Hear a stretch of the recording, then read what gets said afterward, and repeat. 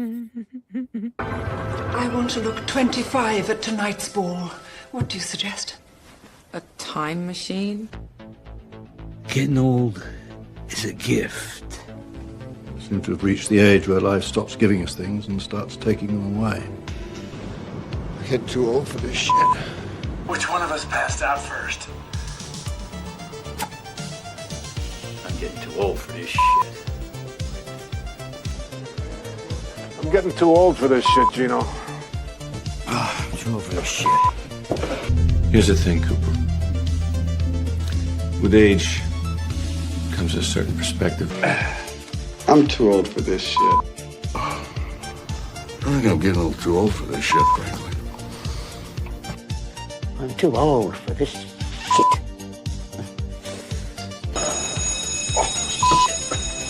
We're getting too old for this. The only way to stay out of trouble is to grow old, so I guess I'll concentrate on that. I'm too old for this shit. Yay! Welcome, everyone. Hello, hello. Welcome to the Elder Millennium. My name is Rachel, and thank you for joining us tonight for April 2026 Movie A Day recap. I have my panel here as usual. I've forced them to watch the most delicate of movies this month. Oh. It's not my fault. It's the AI. Fair warning, the AI found the hentai and it got weird. You need to change the instructions. I'll tell you, I haven't. I don't know if I've seen any of them, but I'm just here for moral support. Apparently, you are the designated Lex tonight. Yep. You're in the splash zone.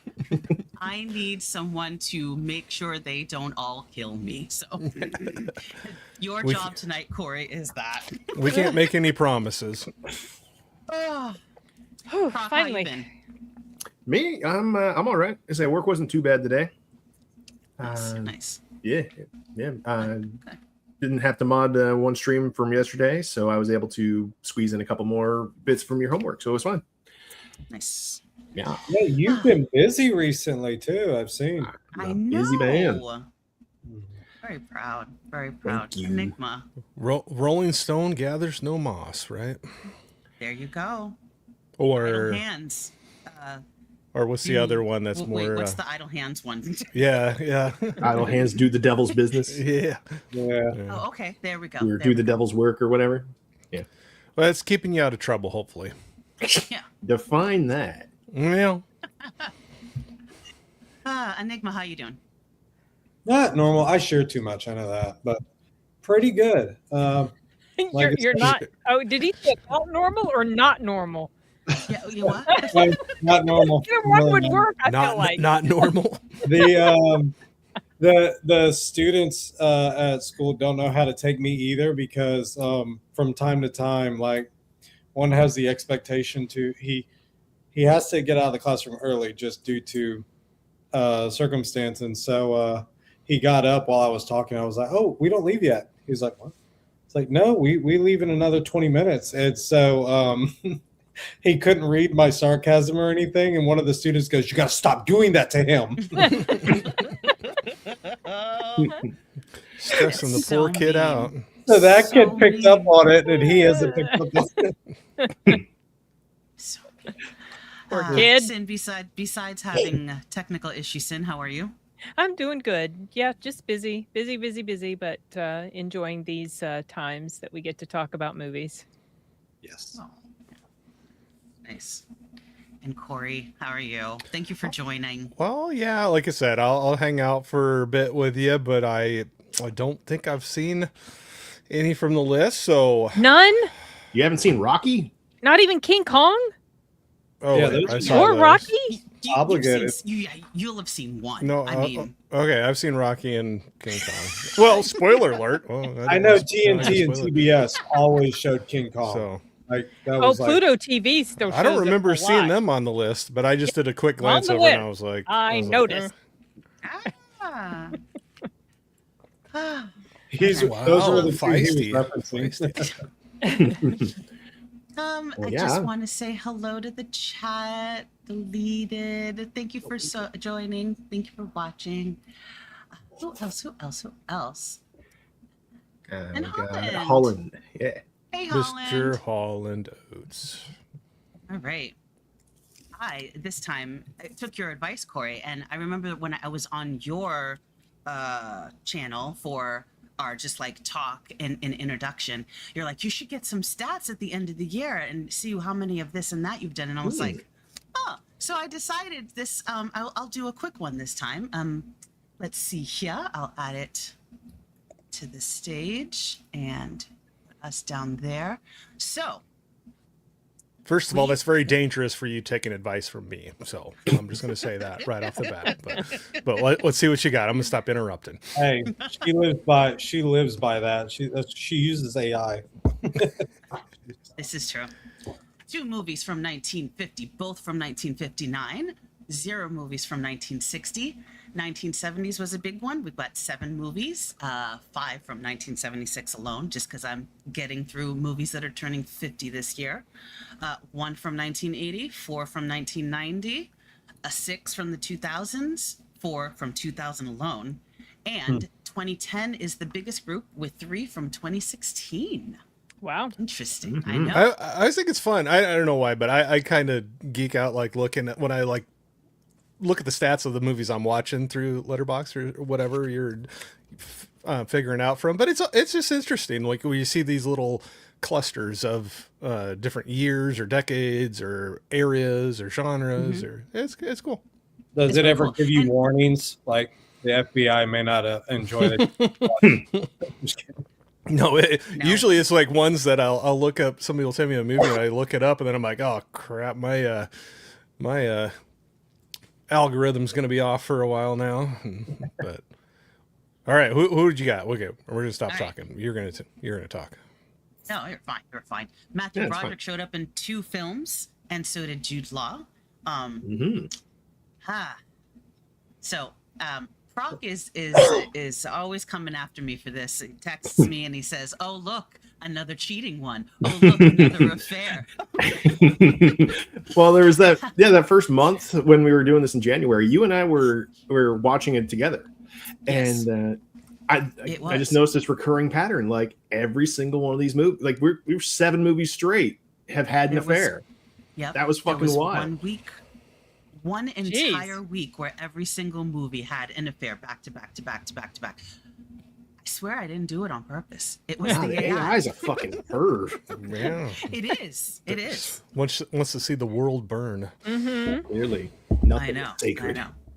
I know. Yeah. But anyway. And then the last of it. We have just the last of it. Yeah, most common year is 1976. We've got 7 foreign films on there. That's pretty cool. Yeah. Let's see here. 3 sports films, 3 food, cooking-related films, 1 mockumentary. It says 1 explicit erotica cinema. There's 2, 3 if you count The Untamed. Oh, The Untamed wasn't included in that particular list of theirs? Okay. No, apparently not. Yeah. There's a big directors with big names appearing: Anthony Hopkins and Marlon Brando and Jack Nicholson and Christopher Guest. The largest gap between movies was from 1959, and then the next one was to 1976. So that's cool. Shortest gap was just 2000s. There was like back-to-back films, 1 musical, 1 sci-fi, 1 underdog sports story, and 1 with the talking gorilla. A talking gorilla. Did it talk? We need you to see Congo. That's what we need you to see. What movie was that for? King Kong. He didn't talk at all. He didn't talk. No. Okay, so you have to verify with, No, take it as law. There, it's always correct. No, AI is infallible. Do not question AI. Sounds like your new god. I get really mad at mine when it tells me things I know are completely inaccurate or just doesn't even understand what I'm asking it. just be polite, Sin, because no, I yell at it when it takes over. When it takes over, why would you say something like that? I clearly said this up here. Yeah, there have been a couple of times where I've told Grok or asked it straight up, like, "Are you fucking retarded?" Yeah, I've asked it. Yeah, things like, "What is wrong with you?" Oh, so okay, I'll make this a very short side. But when you just said that, that made me laugh because it wasn't AI, but I was doing voice to text through Siri while I was driving this morning, and I was trying to text my wife. She was she's traveling. She's since more your neck of the woods there, I think. Okay. Sin a bit, but anyway. I hit the button and wait for the ding, and I'm getting ready to send her a message, and this guy just cuts me off like crazy, and I think there was some F's and some other things that were and then no, I did not send it to her, but it came up and it says okay, but it says okay, you would like to say F and F and F, and I'm like no, we don't need that argument right away in the morning. Be like, what the hell did I do? But it got it correct. I'll give it that. It didn't got it censor correct. it. So sometimes when we have meetings, No, it said it in Teams. Teams we're will having a meeting, censor, and Teams will censor. So one day, and it was really funny because we have it on video. We kept trying to think of all sorts of creative ways to get it to type it out, and we discovered that it will type it out if you say like Mr. in front of it because it thinks it's the proper name. No. So anyway, when you said that AI getting things wrong, and then the F bombs, but it got it. Siri got it correct. Right. Wow. And I had to cancel quick. Cancel. Do not. Wow. Would you like me to send? No, please, no. There was a newer movie, and I know this one didn't get a lot of praise. Jexi with one of the guys from the movie Pitch Perfect. Yeah. I wanted to see that, but okay, go ahead. It's not. It's a good movie. The message is really good. The situations that he gets stuck in are really funny. But yeah, it's not for everyone, but it is a good one. And so Jexi deals with the AI and its control over how to handle things. So. Yeah. I have not heard of that one. I'll have to check that out. But sorry, I started laughing because I happened to read one of Sashi's comments. Throwing it out there, and it gave me a chuckle. They're cheaper than water. Oh gosh. Okay. I saw the one about Kong. Yeah. But Jexi, I'll mark that. Try to. Okay. AI pretty good. I've not seen the movie, but as soon as I brought up the picture, I do remember seeing a trailer for that one. Oh, okay. Yeah. Because I like who does the voice of the AI? The she was in Bridesmaids. Rose Byrne. Oh, her. Yeah. Okay. Yeah. I like her. Adam Devine. That's right.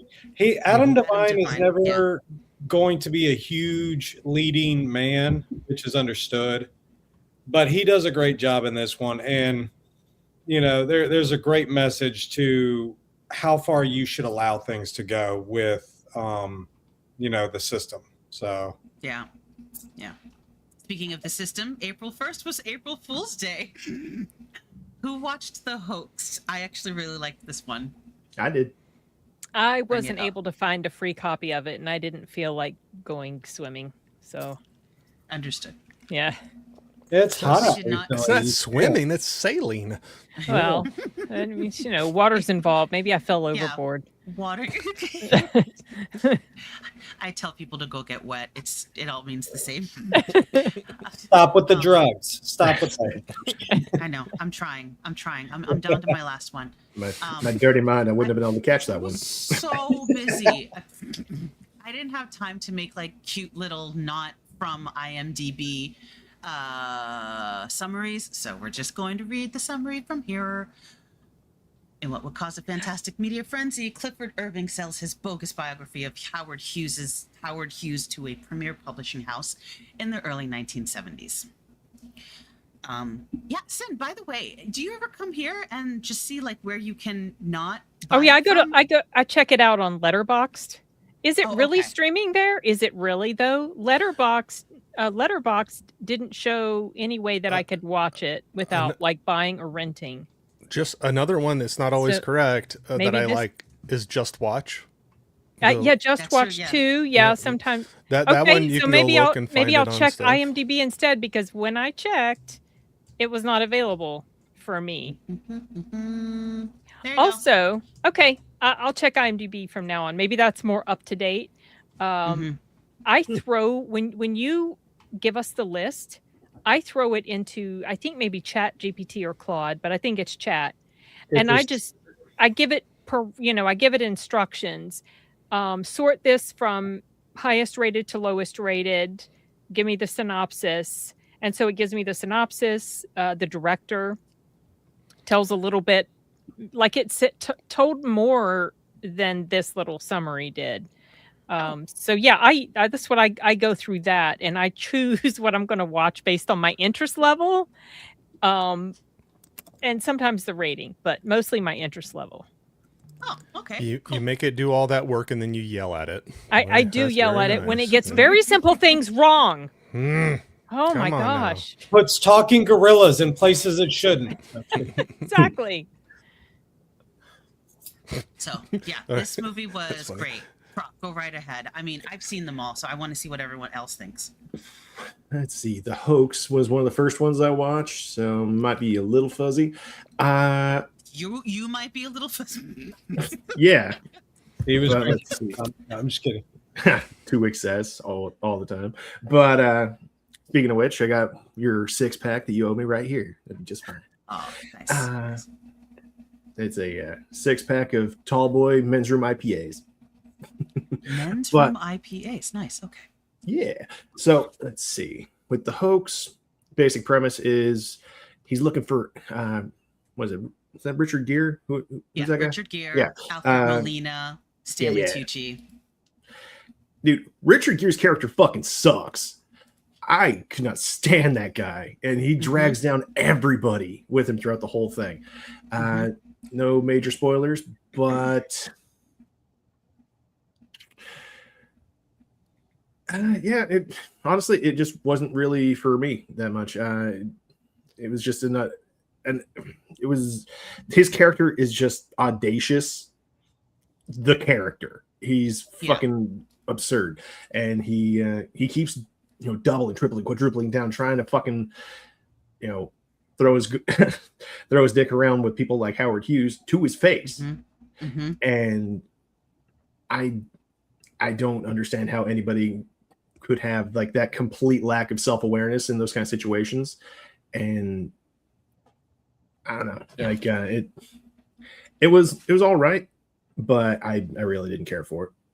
This was apparently based on true stuff. Can confirm. I had to look it up afterwards. It is true. Yeah, I went through and did research on it after. Did you see, Rachel, the thing that I posted in the private chat? That's kind of like how it shows me what it shows me. It doesn't look the most beautiful, but you see it gives a little bit of extra info about the title, which I don't find know how helpful. to get to the private chat. You click on private chat. Yeah, the part. Oh, there it is. Don't be a smart aleck there, Sin. Wow. Just laying it on. My first guess would be to try the button that says private chat. That's just me. That's just me. I mean, I was like, I have argued with enough AI lately that anytime it's like you just click on the thing.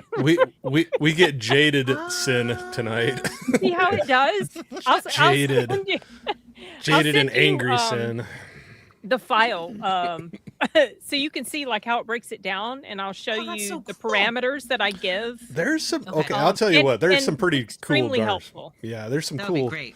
There's some darn cool stuff you can do. So I did that for when October comes around because it's all horror films. I did all horror films for October. Many more movies, and for October. Yeah. Are you sure you didn't hear me insult Arnold, Sin? No. I really didn't. It was my stupid. I honestly didn't. I couldn't see anything except Proctophile's avatar. That was all I could see, and I just saw empty boxes for the rest of you guys. So yeah, I didn't hear you saying bad things about Arnold, and I'm glad I didn't. Don't repeat that. Hello, Ibrahim. Hello, have you seen the movie Birth, 2004, directed by Jonathan Glazer? That's the one with I believe Nicole so. Kidman, correct? I believe so. Yeah. I have not. No, I have. I want it. It's on the list. I don't even know if it's on like a list to watch actually this year. The one that I was thinking of when you said Birth was Mother, the one with Jennifer Lawrence. I started to watch that and then stopped because I did not like it. Someone said to go back to it, but I don't know. Yeah, I've heard it's terrible. Okay, yeah, wonderful. Enigma, did you see this? The Hoax. Yeah. Yes, I did. So yeah, I agree a lot with Proctophile on the fact that he is very, very self-centered on everything he's wanting to do, and so the tipping point for me, and I guess you get accustomed to these characters. So the tipping point is at the very beginning when he is passed over and put into like a secondary or even third tertiary position where you no longer matter because everything that you've done and all of your popularity has now gone away in an instant, And so he's looking desperately to figure out how to make himself the center of attention again. And so he immediately invents the idea that he's going to do this autobiography and, brings everybody along for the ride. And it's going well, and so, again, you won't want to ruin it. But, I can see where he was continually looking to get out of things. And this is just like Marty Supreme, that movie that just came out recently with the ping pong player. He went through so much and he BS'd everybody so much that you're now committed. You have to go through this no matter what because you are committed. And so Timothy Chalamet, honestly, in that portrayal, I really did not see Timothy at all. I saw the guy. And so, I thought he did really well with it. But, the Hoax is like that, Yeah. The Hoax reminded me of the other one, too, Shattered Glass, where the real journalist from that reporter fabricated like 97% of his stories. I mean, Richard Gere's character just doubled down on the lie, and then I'm not going to give stuff away. I don't want to spoil anything. He was a horrible person. So he's a piece of shit. Yeah, he was. Well, even more, they put some dramatization into the Hollywood film. It doesn't take away, it doesn't spoil anything, but they give a personality trait to his character in the film that isn't real in real life. And the real person said he hated the film because of what it added in there. It was just like, he was like, you guys should know me for the horrible person that I truly am and not blame Okay. It was like, nice. He was all upset that they did that. So April 2nd, the fundamentals of caring for National Peanut Butter and Jelly Day. Now, considering that he only ate waffles, I'm assuming that it was put on this list and chosen because of the characters that peanut butter and jelly usually don't go together, but then when you put them together, they match. That's kind of what the story was. So I don't know. Okay. We'll go with it. AI doesn't think that profoundly.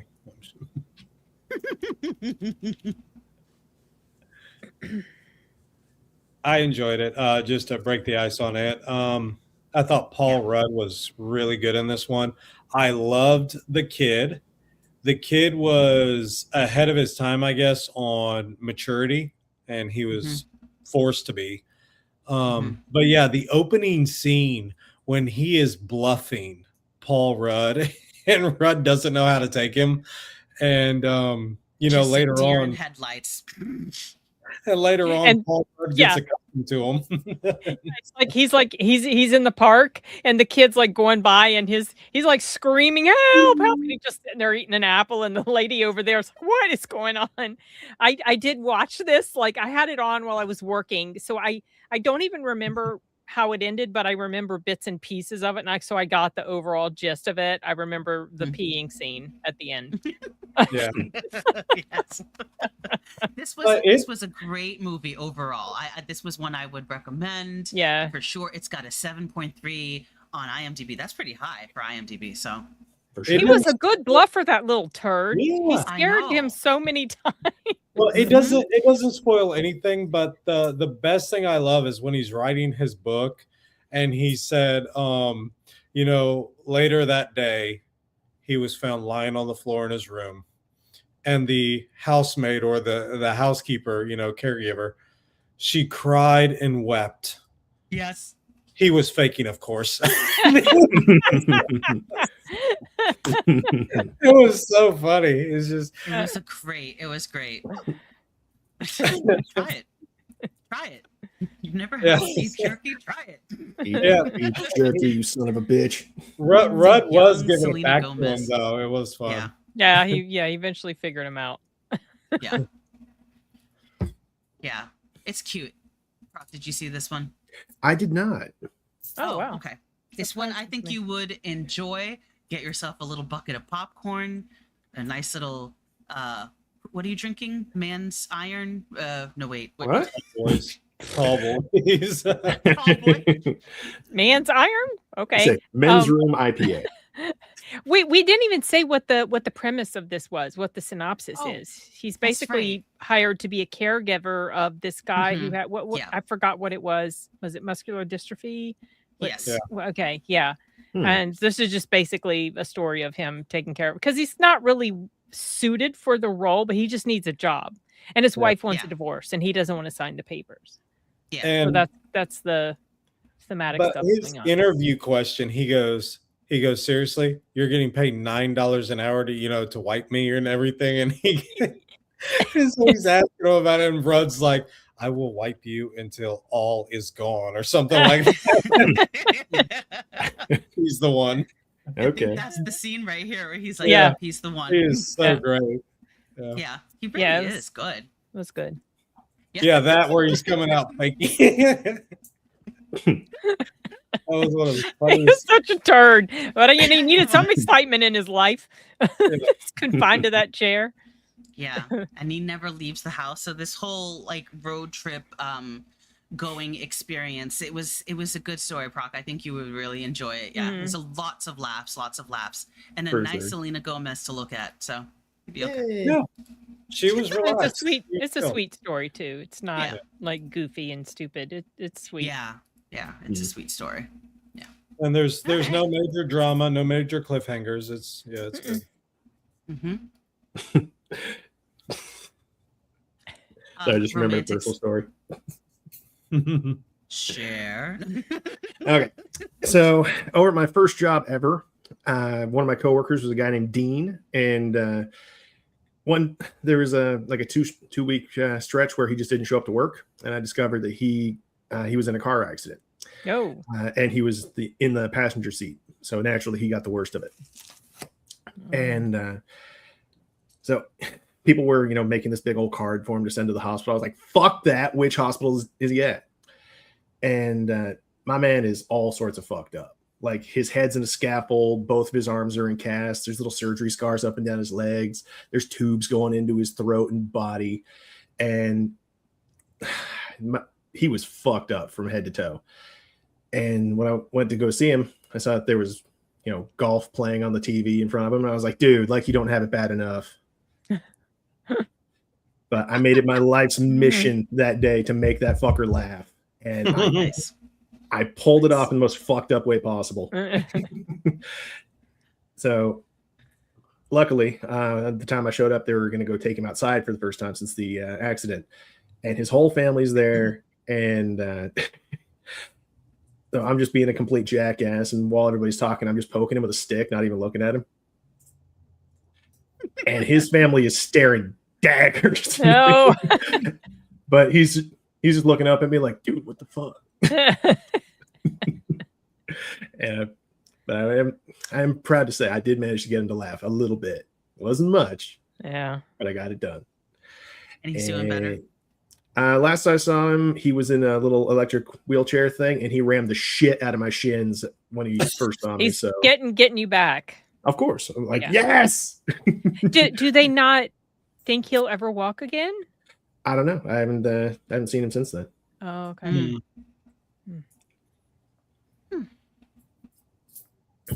But yeah. Nice. April 3rd, Romantics Anonymous. It was National Chocolate Mousse Day, so this did fit because they were working in a chocolate factory. Yeah, I didn't watch that one. Didn't Yeah, me watch this neither. one. It's not spoilery at all. It's just, two people trying to, I guess, adjust and allow the other person in, in a quirky way, because yes, there's interest on both parts, but neither one of them know how to go about it, Yeah. So They are not even opposites attract. They're so entwined to be with each other that it's almost like they should be so close together that they're not yet until they finally join. It's like she is afraid of basically talking to anyone in the world, and he is afraid of everything in the world. No, he's afraid of nothing in the world except talking to women. So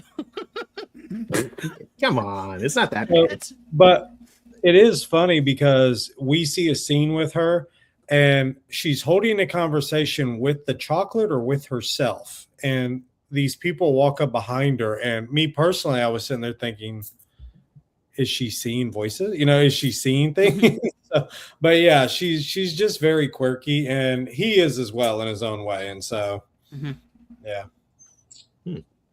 yeah, it was very funny. It's very French. It's very funny. It's very European. Some of the things that they say very direct, and some of the things that they say to each other, which is also the quirky part of this movie. It's not many characters, so it's not like too much going on, but really, really enjoyable. And it's short too. I think it's only like an hour 20. Oh, that is short. And Rachel, isn't the guy that owns the chocolate factory, isn't he the guy that ends up becoming the owner of the outfit? And this is like the prequel to that movie, right? What? The outfit. I'm just kidding. I'm bugging. What? No, that's not him.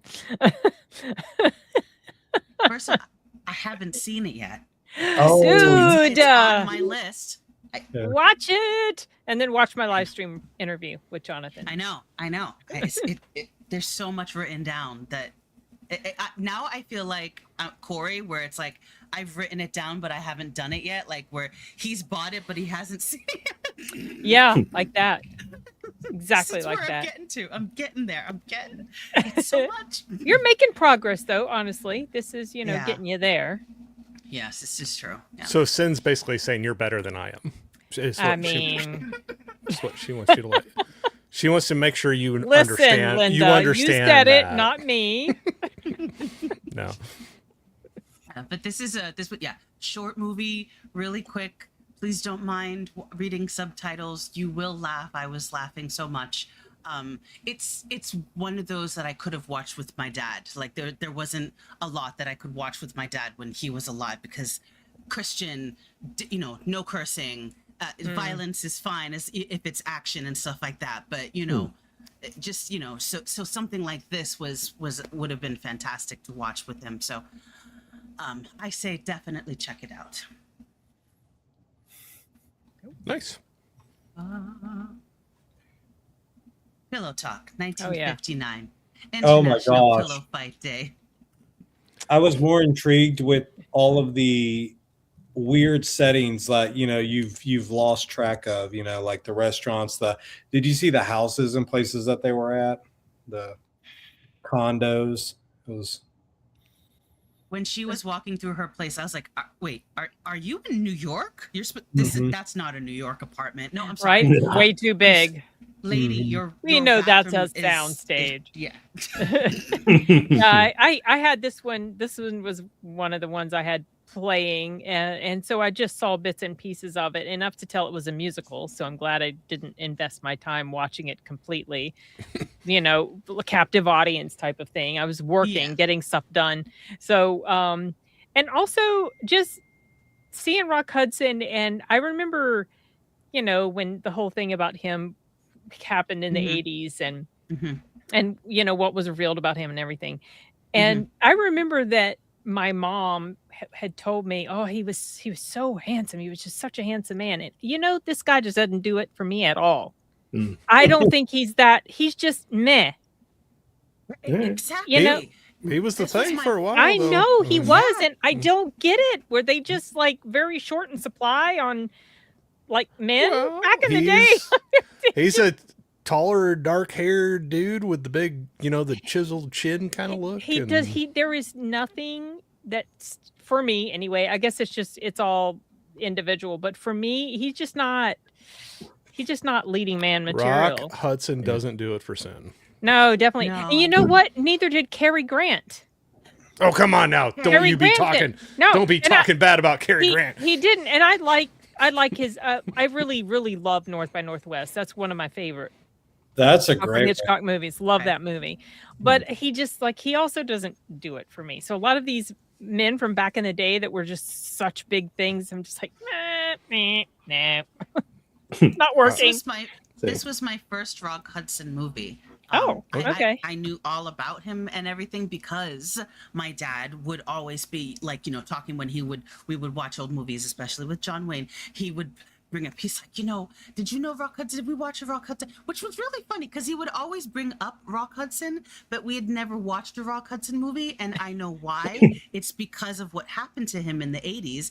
And my dad was Christian. And so you can go from there. There was no watching it. So, but he would always talk about him because of what happened. And he would always bring him up. And I was just like, I am with you, Sin. He just reminds me like he could have stepped off the set or basically what they mimicked Mad Men for. Like he is every Mad Men character. Just chiseled, dark hair, face suit, tie, just nothing captivating about him. Maybe that was just also the way they were back in the day as far as the acting. The acting has changed. It's shifted. The way they talk. Even I think acting in general has gotten better as far as an art form, though there are definitely some shining moments here and there, even in the older films. But I don't know. Just it's so weird. Go ahead. The thing what I got entertained most by was the split screen and various video effects that they were doing. Yeah. I can agree with that. Yeah, I was more entertained with that. I was like, how'd you do that? So. I was wondering the same thing. I was like, oh my God, this is like the 50s. How'd you do the split screen? Oh, cool. Yeah, just playing around. But the final 5 minutes or so of it, that ending, fucking hilarious. Like the one where he's just carrying her back to the place or something. And I don't even know what happened. I don't know what all that was about. I just caught the end of it. Okay, so the basic setup is she works in interior design, and he's like a known womanizer. Yeah, I knew that much. Could gather that much to try to make amends after she gets found out. He's like, okay, take as much money as you want, do whatever do whatever you would like to my place. He's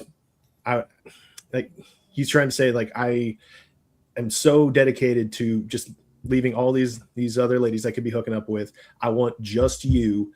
Please design this in a way that you would like to stay here for the rest of your life.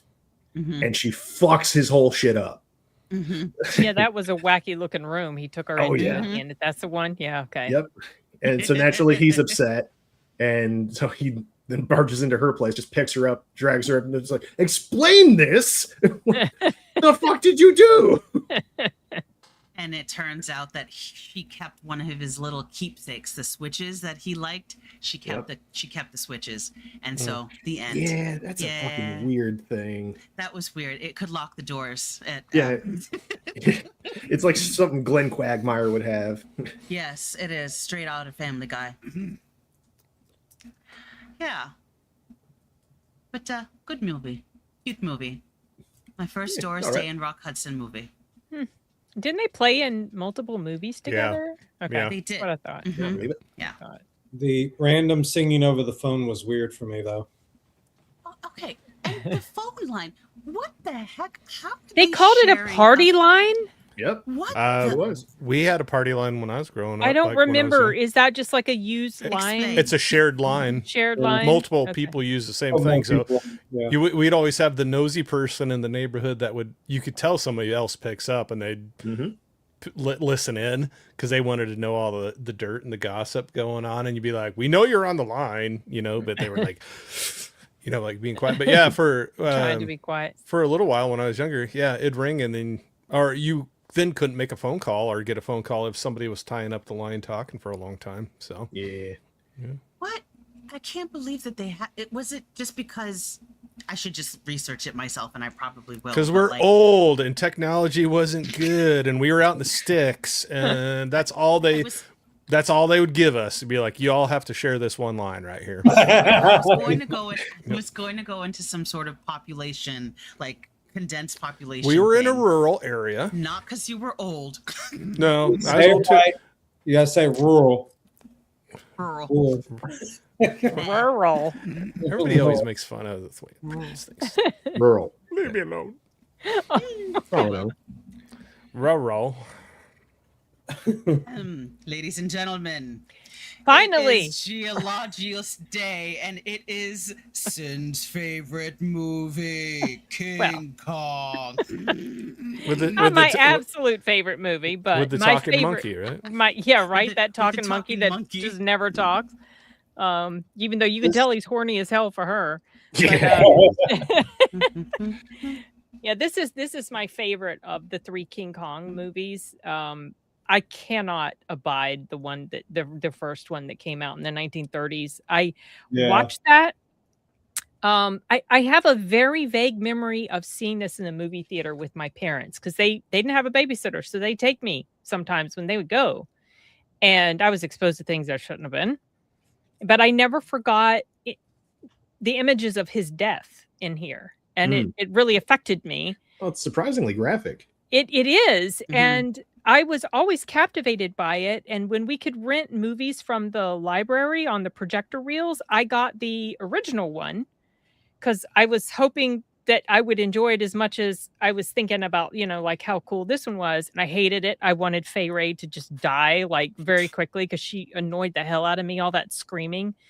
But this one, I really, really love this one for many reasons, even though I know it's not as nice looking as, let's say, Peter Jackson's version, which is better visually because, the filmmaking was better.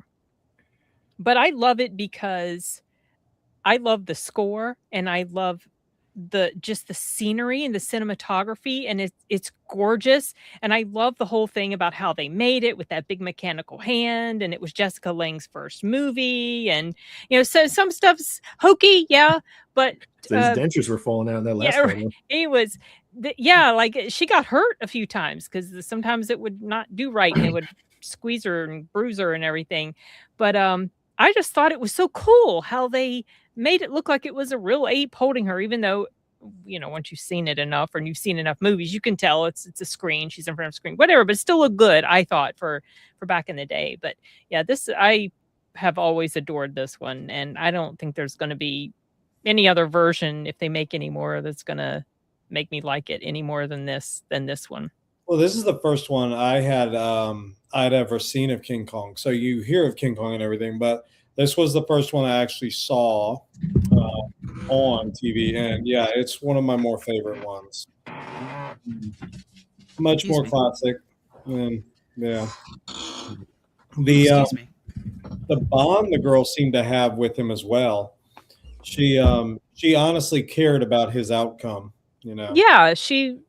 So this in the first one, he's presented as just this horror monster, and she's always scared of him, and she's always screaming and everything. And for whatever reason, he doesn't squish her. But this one, they presented him different. Like she had this attachment to him. She stopped being so scared of him. And also, the character of Jack, same thing. they changed, obviously they changed the way the characters were from the original. In Peter Jackson's version, it goes back to the characters of the original, but they had that same dynamic with her and him in here, where she wasn't as, scared of him. She eventually grew to care for him.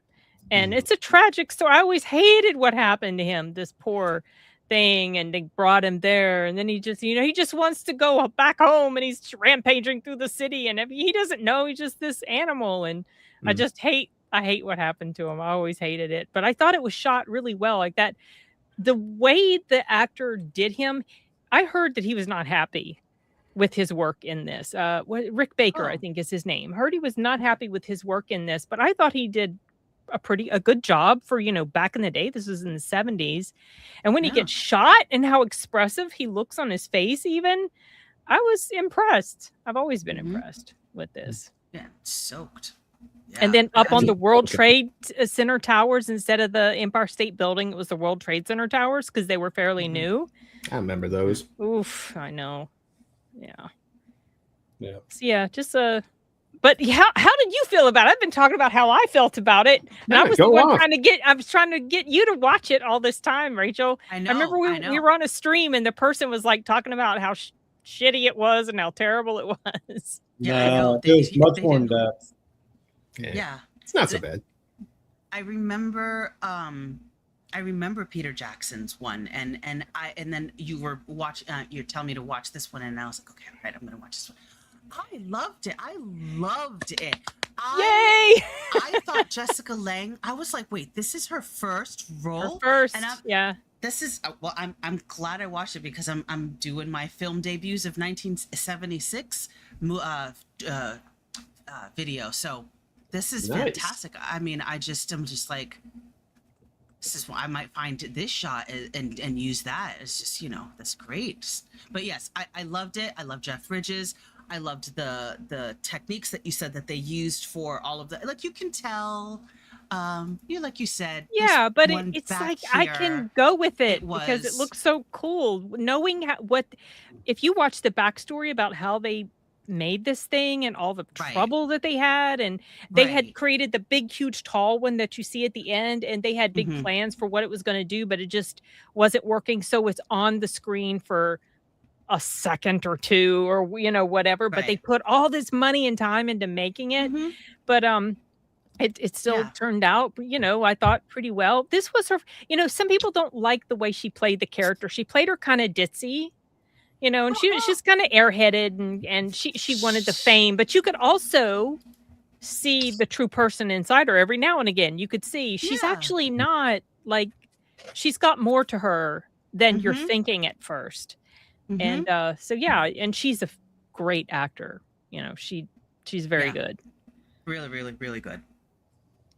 Well, I'm so glad you liked it. Yay! Yeah, really good. Enigma, Proc? Oh yeah, no. Sorry, my favorite. I said it at the same time. No, just my favorite was her character and her body, because you see in the beginning, and you want, at least for me personally, I wanted her and the main guy, the photographer or whatnot, to both bond and meet together over this situation. And yet we see that Kong actually does care for her. He doesn't have any ill motives in that regard. He just, is entranced by her, so to speak. And so, she ends up developing this bond. And it's like, in some ways you think, man, if she was able to, she might have also been able to save him, help him get back. And so it is a tragic thing. And like I just told Deleted in the chat, I was like, the idea of greedy motives destroying the other things, or even the concentration, of that greed, they completely destroyed him, and he was living at peace where he was. And so, and the people that were worshiping him, as they were talking, like, what's going to happen to them now that their God is gone, And I get it. It's not the smartest with the sacrifice, but at the same time, there are many cultures around the world. There's one that, and it's on a remote island, but when the USA landed on their island out of an emergency, it was the first time anybody in those indigenous areas had seen a plane. And so they began, ill-fittingly worshiping, the symbol of USA and worshiping the plane, and these, because of the desperation of these type people. And it's not a bad thing. I mean, there are people who genuinely are looking for that. And so these inhabitants consider him their God. And so, yeah, it's not something to be frowned upon, but it's something to be sad for. And so, yeah, the whole, it is a tragic message, but oh my gosh. Yeah, I really did consider this one of my more favorites. I understand the Jack Black one. I still don't prefer that one over this one, So. Not just me. Yeah, no, I saw that one in theaters as well, and I was just like, it doesn't hit the same, but No. like you can appreciate for other things in that one. Correct. I wish they would bring this one. I would love to see this on the big screen, because you can tell it's just made for that. It's the score. The score to me is just, oof, love it. And just knowing where they were on location for so many of these shots, it wasn't green screen stuff, they weren't on set, some things they were, like when they're running through the jungle area and whatever, but parts of that they were in Hawaii or something where they were filming, and you can see that's a model, but it's still fun. Yeah. It's just a great effort for back in the day, for 50 years ago, because this is its 50th anniversary this year. And I remember seeing a picture. I think I mentioned it when we were talking on that stream, and this came up. Meryl Streep, that picture of her on the subway or the train or whatever in New York. She had just left like this audition, or she had just been told she wasn't going to get the part because she wasn't pretty enough because she had auditioned for this. Meryl Streep's a great actor, but it's true, she doesn't have the leading lady looks for this role. So, it was, agree. Yeah, but, love this film. When it plays on Pluto, I always stop when I'm going through the channel guide and I see it. It's like, yeah, King Kong. Okay, we'll watch it again for the 50th time.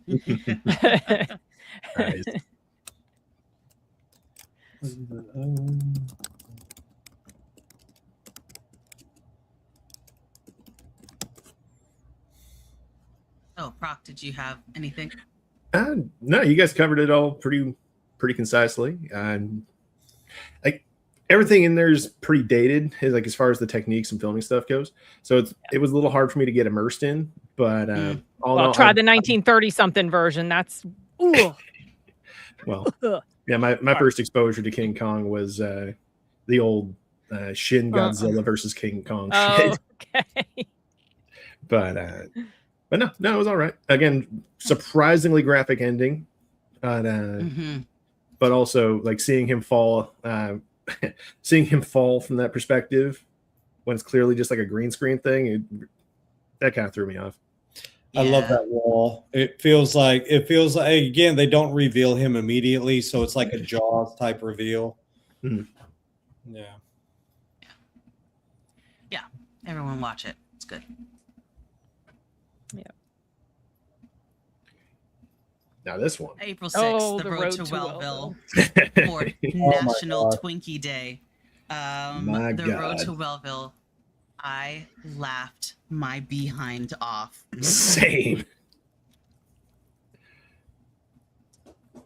Okay. Was it behinds that made you laugh your behind off? Basically, it's a story about the ins and outs of one unusual health facility in the early 20th century run by the eccentric Dr. John Harvey Kellogg, who is the brother to the one who made the cereal.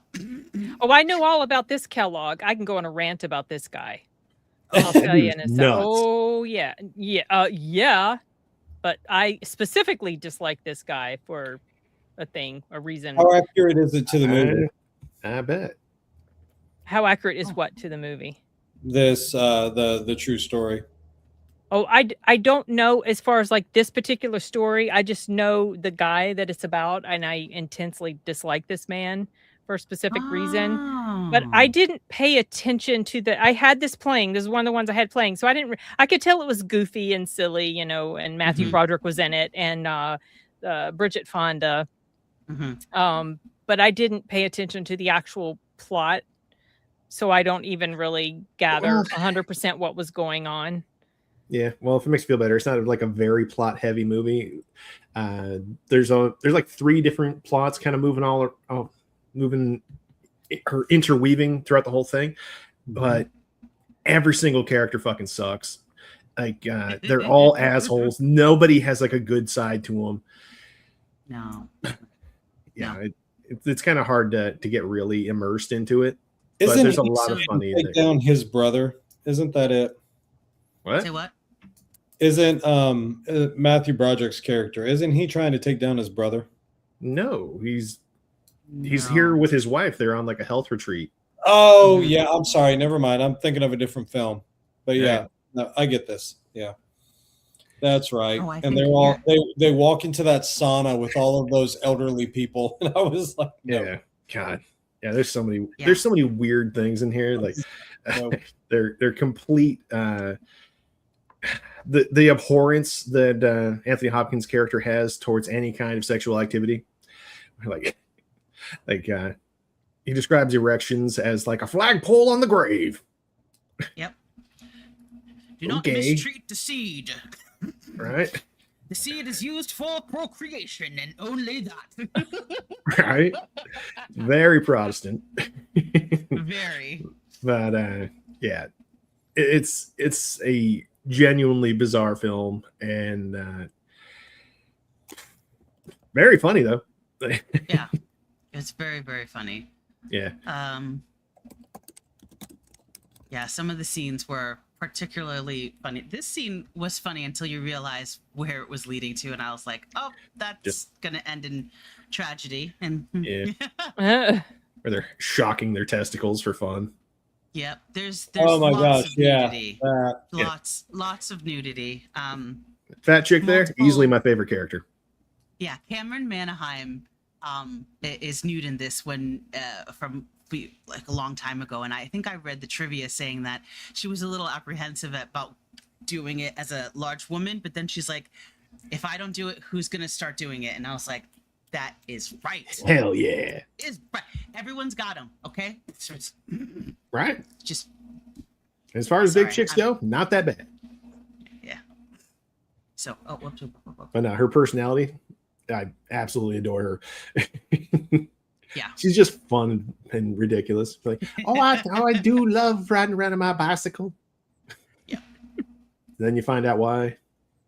And then Dana Carvey, in one of the roles that I'm kind of just like, this was really good. He was really good in this. Like, this role was meant for him. And I don't think I would want to watch him in anything else. Well, you should see him in Trapped in Paradise. He's kind of funny in there. Okay. All right. Anyone else? Wilkie? Yeah. I have not seen this one, so yeah. I am not going to be speaking up on it. Yeah. I do. Enigma, do you have anything? No, it like we've said before, just weird circumstances that would always just, it was just like a bunch of skits for me. And I was just like, okay, we're doing this now.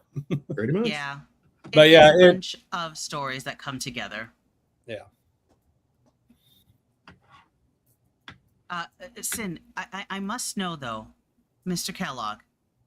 Okay, well, okay. Well, one of the things is, okay, he was all into eugenics and all that. But the main thing that I really detest this guy for is his advocacy for circumcision. You know, cutting off little babies' private parts, you know, part of their genitalia, circumcision. It would prevent masturbation. It would prevent all sorts of diseases. It would prevent bedwetting. It would prevent this. It would prevent that. All sorts of dumbass excuses that they threw at the wall to see what would stick in order to justify doing that to little baby boys. So yeah, he was one of the early proponents for it. And yeah, can't stand him. I don't stand him. I'm clenching, please. Shh. Yeah. I mean, this guy was he was obviously clearly messed up because he I mean that's he really did have hangups about like sex and masturbation and all that stuff, and so obviously I think that was an extension of it. You know, any way to try to prevent any form of pleasure, you know, let's just do something about it. That was kind of where his mindset was. So he was a messed up person for sure. Yeah. Can't stand him. Ooh, cat. Oh. Hello. It's rabbit season. He's very loud. So since he's close to the microphone, once he meows, you will hear it. So I Wonderful. apologize. Oh, I thought you were going to say he was purring. So I was trying to listen to see if I could hear him. He was like, "Get me out of here! I don't want to be on camera."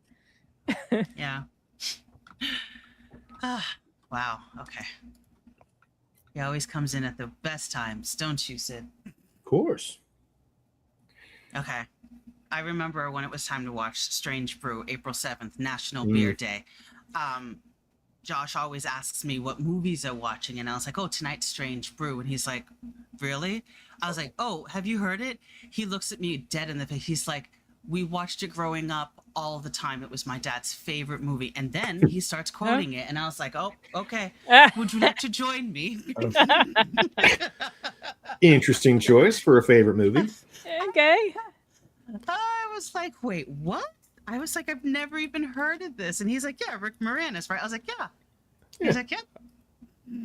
I this was a middle school through high school. Watched this one lots, and I still have my copy, my VHS tape of it. He's seen like at least 3 movies on this list now. Take us through it. Take us through it, Corey. I actually don't think I've seen this one. So because I don't think I'd seen it before, and I didn't watch it this time. I was not able to get into it, but take us through it, Corey. Take us through it. Yeah. Take a what? Take us through it. Take the lead. Oh, take it. No. Rachel, read the synopsis. Read the synopsis of it, and then I'll jump in with This is probably the first one you can actually do that on.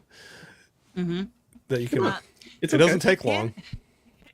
Canada's most famous hosers, Bob and Doug McKenzie, get jobs at the Elsinore Brewery, only to learn that something is rotten with the state of it.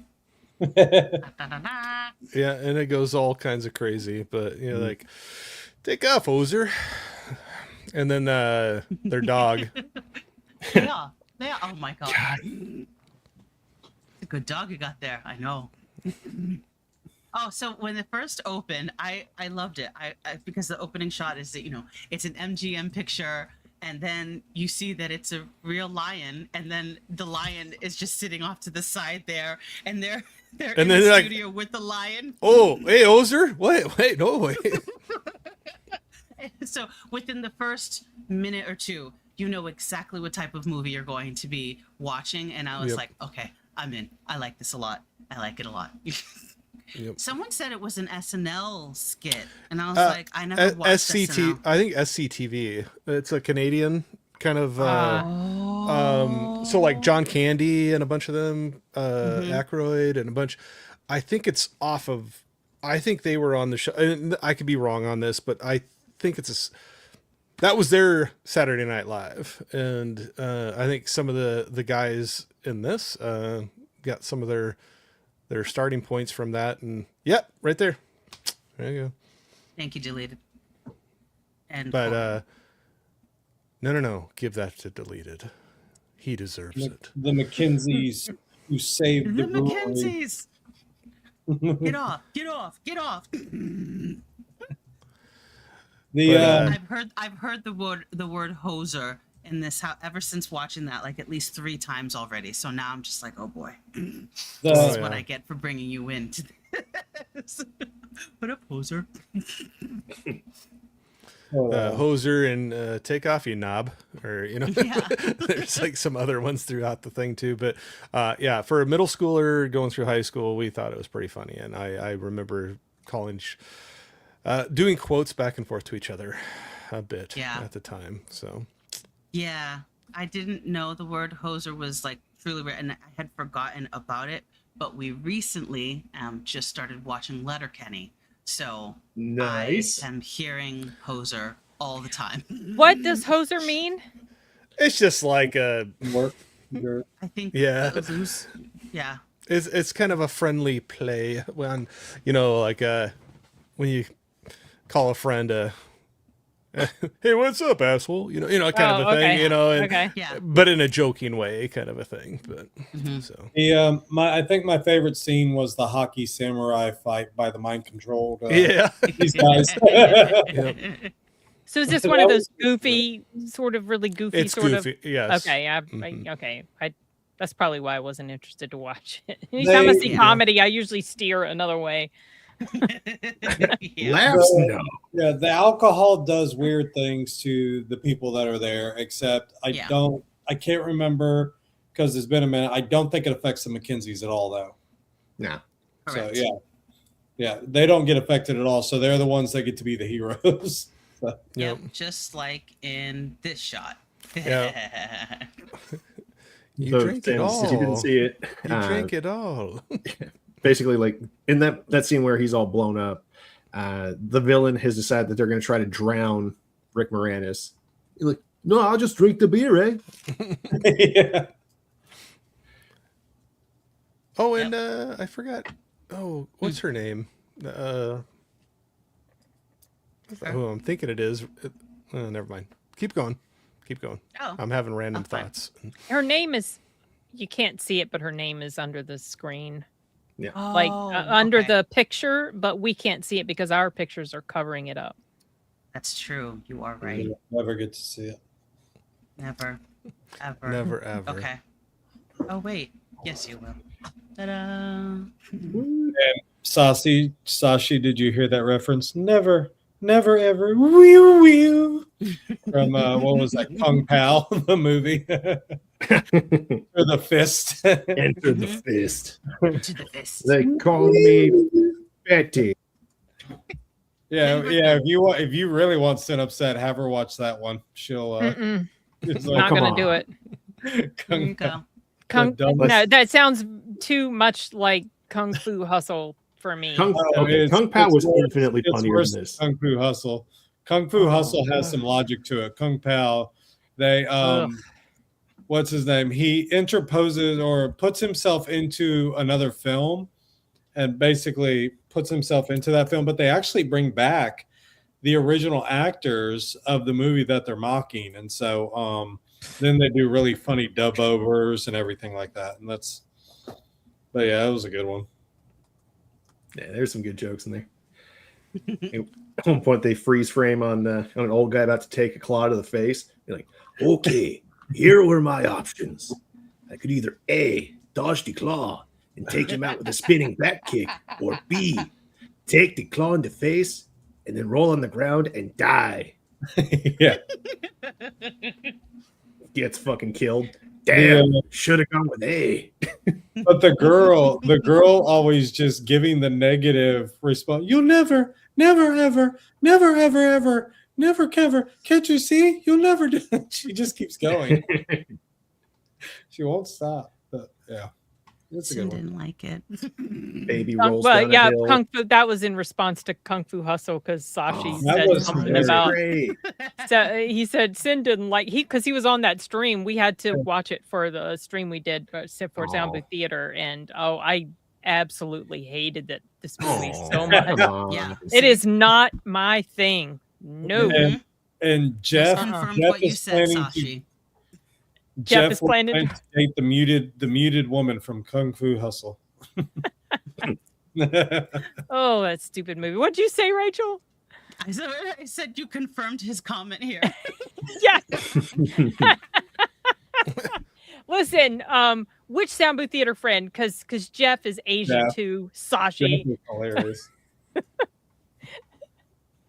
But you never saw Strange Brew, huh, son? No, I didn't watch it. It's on It's okay. Pass. Wow. It's Shut free. down. It's free. Usually I get 4 words out before I get shut down. I mean, I gathered enough by y'all's conversation what type of movie it was. So I mean, you're talking to someone who hates Dumb and Dumber, and most people seem to think that's fantastic, and I hate that film so much.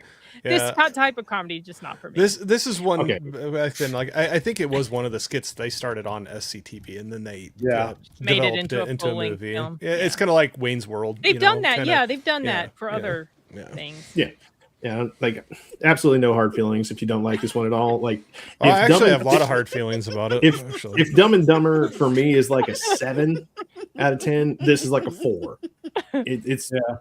It's got one tone of joke, and it's not very good in my opinion. Gosh.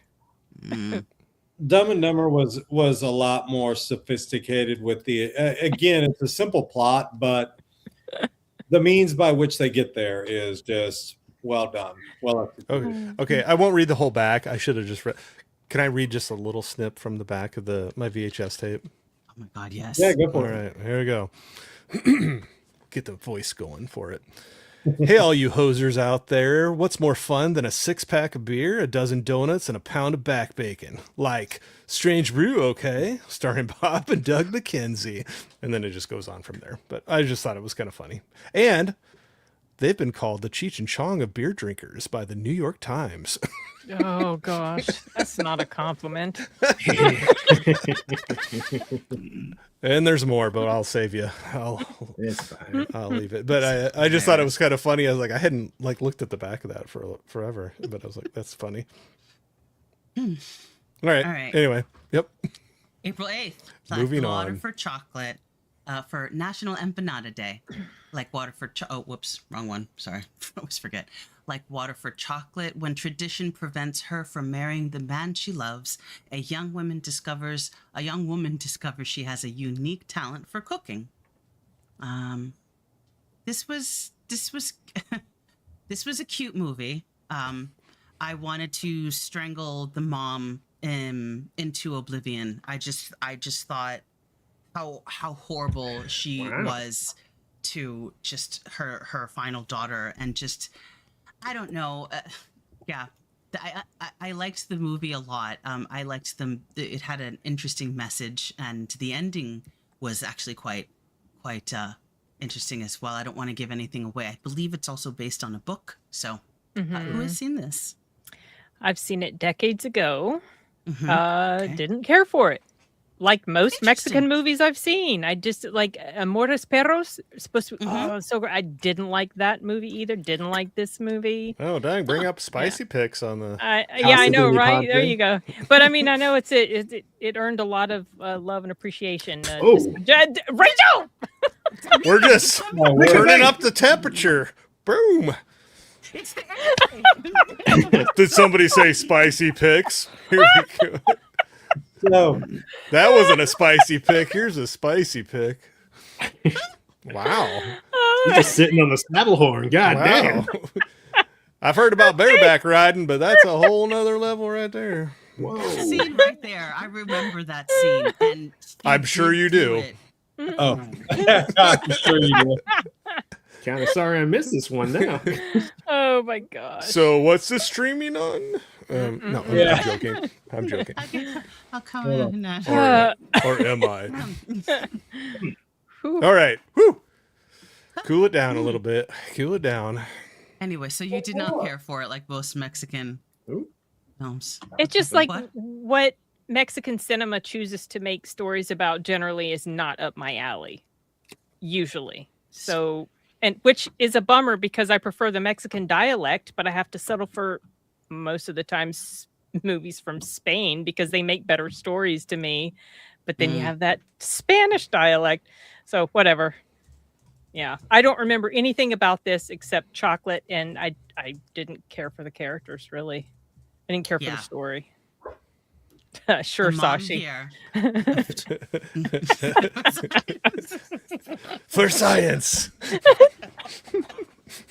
Research purposes only. One day achieve female orgasm. Oh, you guys are lucky. What? No, so the picture. Aussians. I'm still looking. So the picture you posted is actually in the Spanish book that I learned how to speak Spanish on.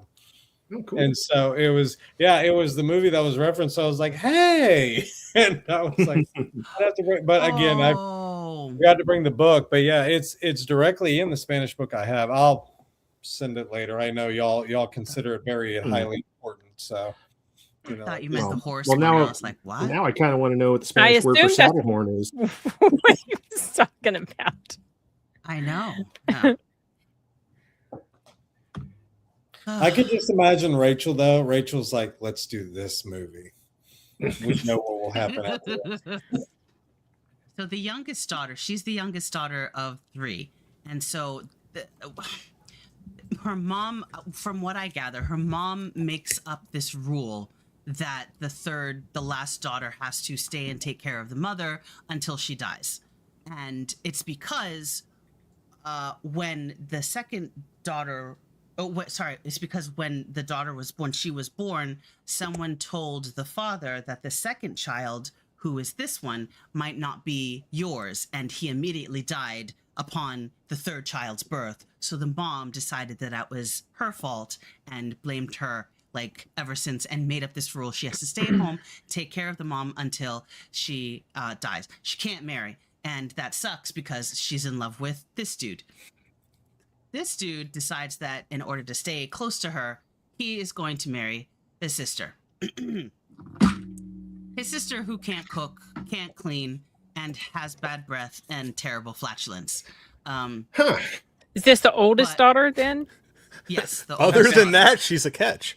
Say, from a distance, she looks pretty all right. Oh gosh. Yeah. I kind of want to see this now. Honestly, it was a really good movie. So, things happen throughout the movie. I don't want to give too much away. But it's a small town. She does eventually. Whoops! I guess we've gone back to the beginning. I'm gonna leave it there, and I'm going to. Oh wait, there you go. There's one. Why are you? I'm gonna keep it right here. There's another risque video. We gotta. Oh my gosh! This was like the theme for this month. Yeah, I know. April was like sexy month. Who is that? Right? Who is that? That is. God damn right it was. I know. I had to look him up because I was like, "You look super familiar." I've seen. He looks you like in Benicio del Toro That's a little, what I'm but it's not him. No, okay. It's But not. that's what I'm thinking. Yeah, he does. What the fuck? And that image there, he and looks the younger, like him quite a yeah, bit. yeah, he did. I was thinking that he looked so familiar, but I knew that he was not Benicio. I think that's what I was thinking of there. Yeah, I'm sure. I think that's what I was thinking of. In Once Upon a Time in Mexico, he stars as a drunken bandito with Antonio and Johnny. So he was in the movie with him. So yeah, that's why I was like, you look so familiar. Wait, he was in the movie with who? Antonio Banderas. But we were talking. We're talking about Benicio del Toro. He looked like Benicio del Toro. I thought that one younger shot when he's the like younger kind of shot. looking up. I was like, he favors looks him. a lot like him. Yeah, he does. I forgot he was in Once Upon a Time in Mexico. Okay. Yeah, good movie. You should watch it. I'd recommend it. Anyone else before I go off? I'll add it to the list. Yeah, for research. For research purposes. Sashi and I will trade notes later. For science. Classic. The Way We Were for National Gin and Tonic Day. Not the gin and tonic. Sipping on gin and juice. gin and tonic. I had always heard the song, and finally when I watched the movie, I was like, okay, this movie was basically the precursor to He's just not that into you, girl. Like, and you are a over-the-top psychotic woman that needs to take a chill pill. For real. That's the name of this movie. Like, it was just. That's a long title. Yeah, okay. Just wait till we get to the 15th. Oh gosh. I think I saw this a long time ago, but I didn't really have any desire or time to return to it for this. I'm not that into Barbara Streisand myself, so yeah, I don't remember anything about this except the song and that they were in it. That's all I remember. Yeah, I mean, it's not that it wasn't much of a movie. It's just that she wasn't likable. She wasn't likable. He wasn't likable. I don't need to. I can watch other movies about failing relationships that did it better. I think the only thing that made this was the time it was made, the people that were in it, and the fact that a song came from it. Honestly, I wouldn't recommend it. I mean, it's not honestly bad. Same. It's just like a 6 out of 10 for me. So that's a little I'm glad high. I probably would have. It probably would have annoyed me too. I've If never you as seen well. it. I've never seen it. what is it on? Oh, see, it's a 7. Yeah, nah. No. Yeah, nah. Yeah, it's not that good. Yeah. Like I actually really liked Robert Redford's character for most of it, and then he just randomly cheats on her. Yeah. And like, what the fuck was that? Yeah, like I know she's annoying, but bro, don't do that. Like, say Right. something. Like he's actively putting in the effort and being patient and trying to make things work with her. Whenever she, has one of her spats or something, he actually like gives her constructive and very firm criticism. But he isn't rude, and he certainly doesn't like hate her or have any actual animosity towards her. He just gets a little annoyed that she's kind of stuffy and can't take a fucking joke. But that He doesn't know when to really quit. threw me Like, off. yeah, that's the other thing. Is he tried? You're right. He tried to help her. She just was never picking up on any of the, like that one dinner scene part where she just was just like, dude, they're making a joke. I know that it's not funny, but people joke about 9/11 now, so it's And that's hilarious. yeah, and it was hilarious. So, but yeah, this movie, meh. It was it was meh, really. That was a weird scene where they hook up for the first time, where he's just like He didn't fucking tired. Even know it was me, and I'm like, of course he didn't know it was you. He was tired, and you were like, oh here. She just doesn't take a hint, and I was just like, I can't. I have a problem with women like that. She just doesn't know how to human. It's fucking weird. Yeah. Yeah. The only time I liked Robert Redford. Oh yeah, I found the book, by the way. The only time it's not that word. But the only time I was in a relationship was 3 Days of the Condor. Oh yeah, that's a good movie. I like that movie. That was a good 3 Days of the Condor. I enjoyed him with the woman and the relationship. I enjoyed that one. So. I like The Faye Natural. Dunaway. Yeah. Yeah, He was in an episode of Numbers. That was pretty good. Ooh. He was also in the best MCU movie, The Captain Sting. America and the Winter Soldier. Yep. That's right. And also Butch Cassidy and the Sundance Kid. Yeah. Was that the name of the movie itself? Or was Yeah. anyway, whatever. He was okay. Yeah. Yep. Tal y como éramos. Butch Cassidy and Sundance Kid, where Robert Redford's sitting on that horse, and Paul Newman goes, I don't want to be a spoiler, but if I die, kill him. And he goes, he just gives away. Yeah. That was a great one. There is one thing I can appreciate about watching these movies that are back in like the 70s are the outfits and the locations that they got to shoot at, because they shot at locations, and the costumers actually took the time and things like that. Not that they don't nowadays, but most don't. So, but back then, pay attention to detail. So, Well, that's good. I mean, it was taking place during this time, wasn't it? Wasn't it supposed to be present day when this came out? Okay. Well, yes. So the movie came out in 59. The beginning of the movie starts in the 30s.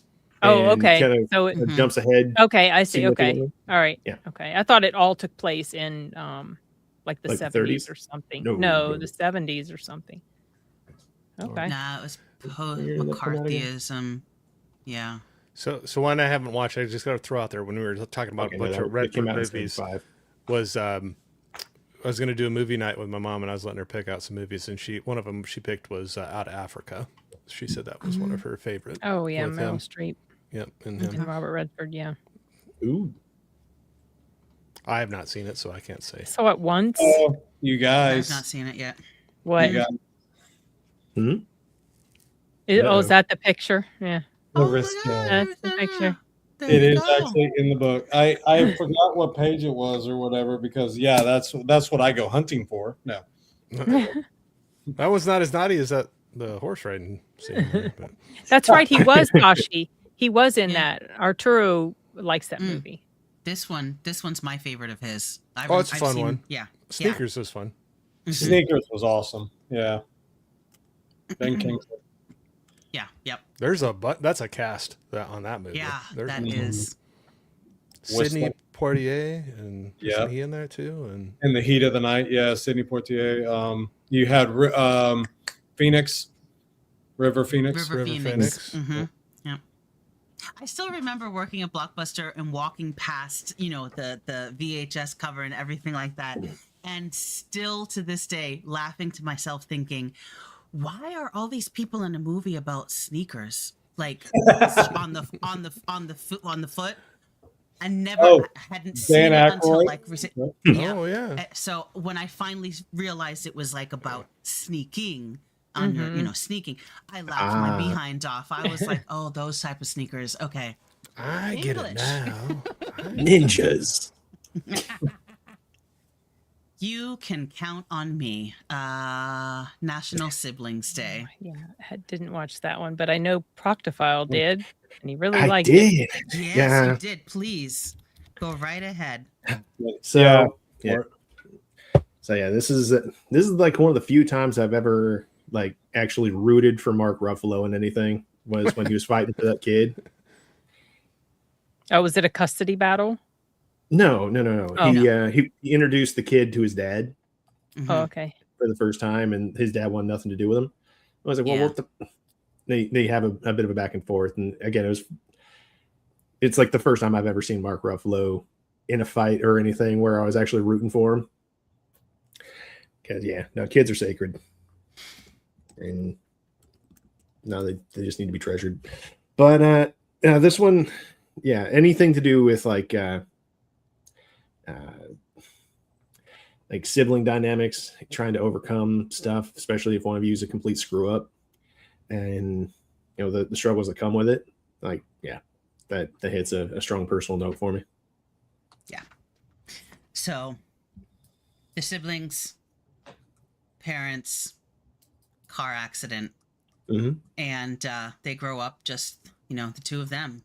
And the sister is the person who was quote unquote not the fuck up, and Mark Ruffalo's the quote unquote fuck up.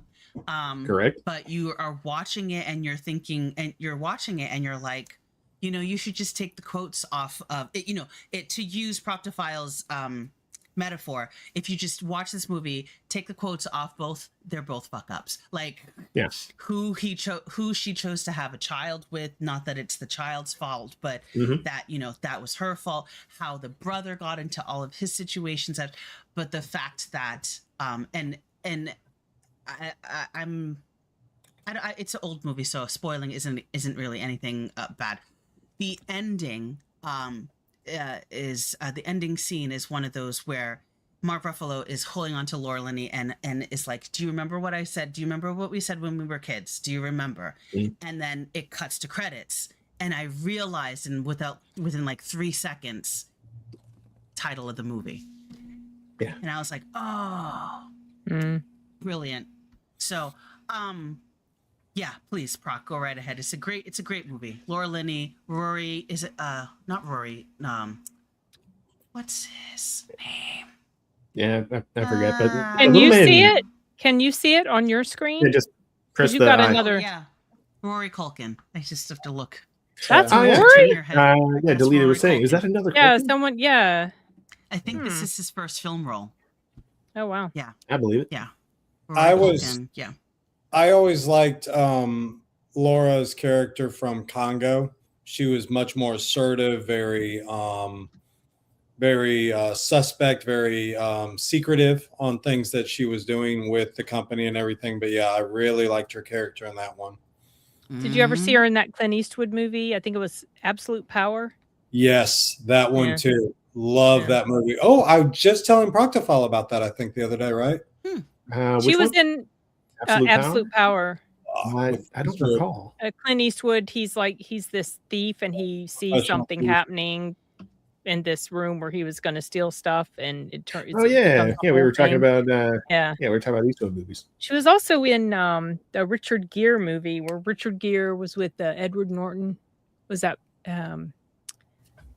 it's called Primal Fear? Primal Fear. Yeah. Primal Fear. Yeah. And then she was also in the Truman Show as the Mrs. Yeah, that's right. Yep. Yeah. Yep. Yeah. So, story goes along. You hear, you see dynamics of the siblings and how he really cares for his nephew and what he does for his nephew throughout the movie, honestly. And it's really it's really good. The little thing that happens with Laura and Matthew is kind of funny. Yeah, that was random as hell. It was. I was like, are they gonna go there? They went there. Okay, so he's all the way in. Yep, he's all the way in. So yeah, it was a funny movie. His wife is 6 months pregnant. I shouldn't do this. Does it 3 times. Oh, geez. Okay. Yeah. More than once. Oh, here we go again. It's just a bad. Rachel just throwing in some random pictures from the movie. AI. If we don't say anything, they won't know. This is true. But yeah, good movie. I liked it. Yeah, 7.5 on time. Yeah, it's pretty all right. Yeah. Anyone else? No, No? it's okay. I haven't seen it. Yeah, okay. All right. Pet lovers out there, National Pet Day, God. April 11th. Best in Show. I watched this with Josh. We loved it. So I saw this immediately after The Untamed, and that is the most jaw-dropping mental whiplash. Like, I was in a weak spot, and then I got hit with this shit. I like. Yeah, go ahead. No, I like how they in the film they're doing this. It may not be in real life, but the animals are somewhat of a picturesque of their owners, and you see how that operates. And then just the quirkiness or the weirdness of these people, because in some levels it is true. This is how they behave in real life. And so I like how they expand it a little bit more than what reality shows, but it's not that far expanded. I mean, you'd be surprised. So yeah. Yeah. I enjoyed those.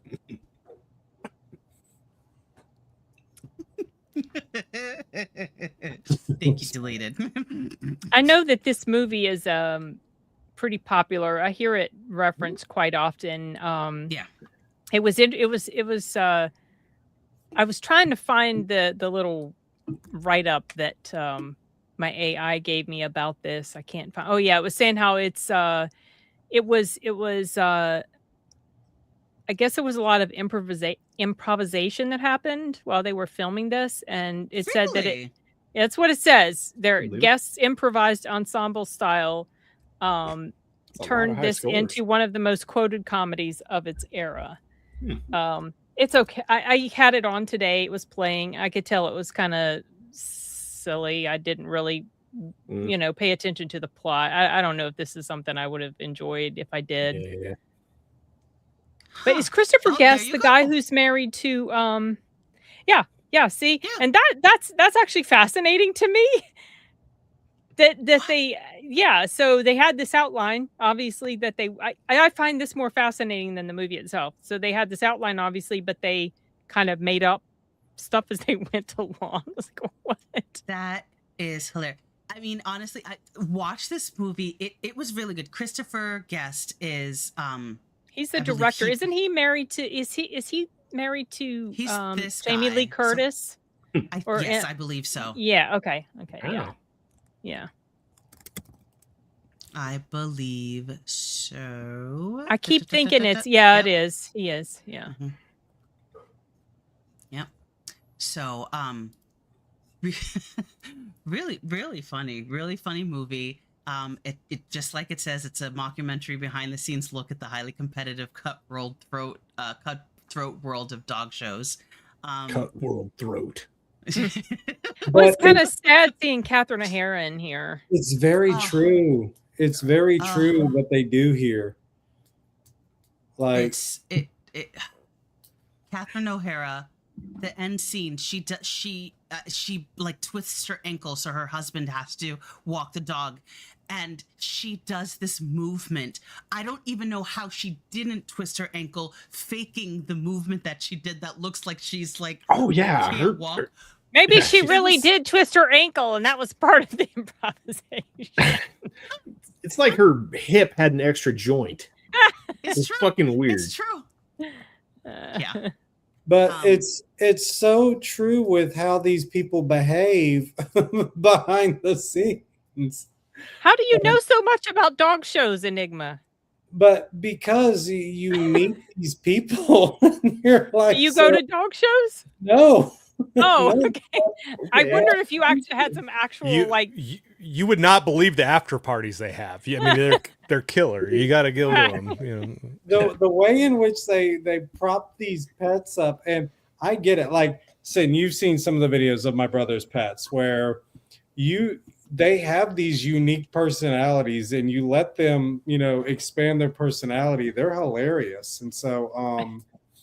So yeah, these people and how they behave and interact with their pets is just it's so stupid, but very on point. Something, Rachel?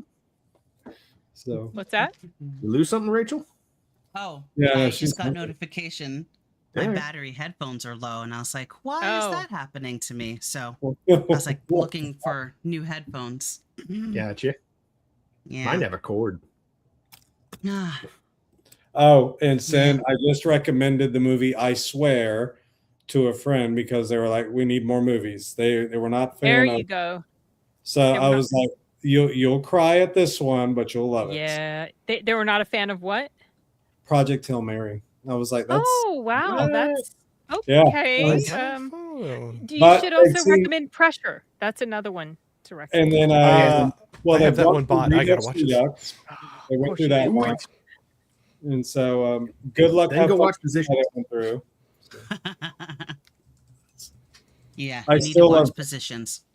Positions is amazing. Stop with these recommendations, Rachel. It wasn't me. This one was. It's really good. I'm going to move on to Rocky. I'm going to let you guys talk about Rocky while I switch on my headphones. But I don't know this film. What is this? Yeah, sure. Only I get to say that. And now you're running away if you get your headphones. 76? Divine Mercies. Yeah, I know. Well, I'm really excited to see I Play Rocky that's coming out. Yeah. Now that I've seen Rocky, and that it's just like I was like, oh my God, this is going to be great.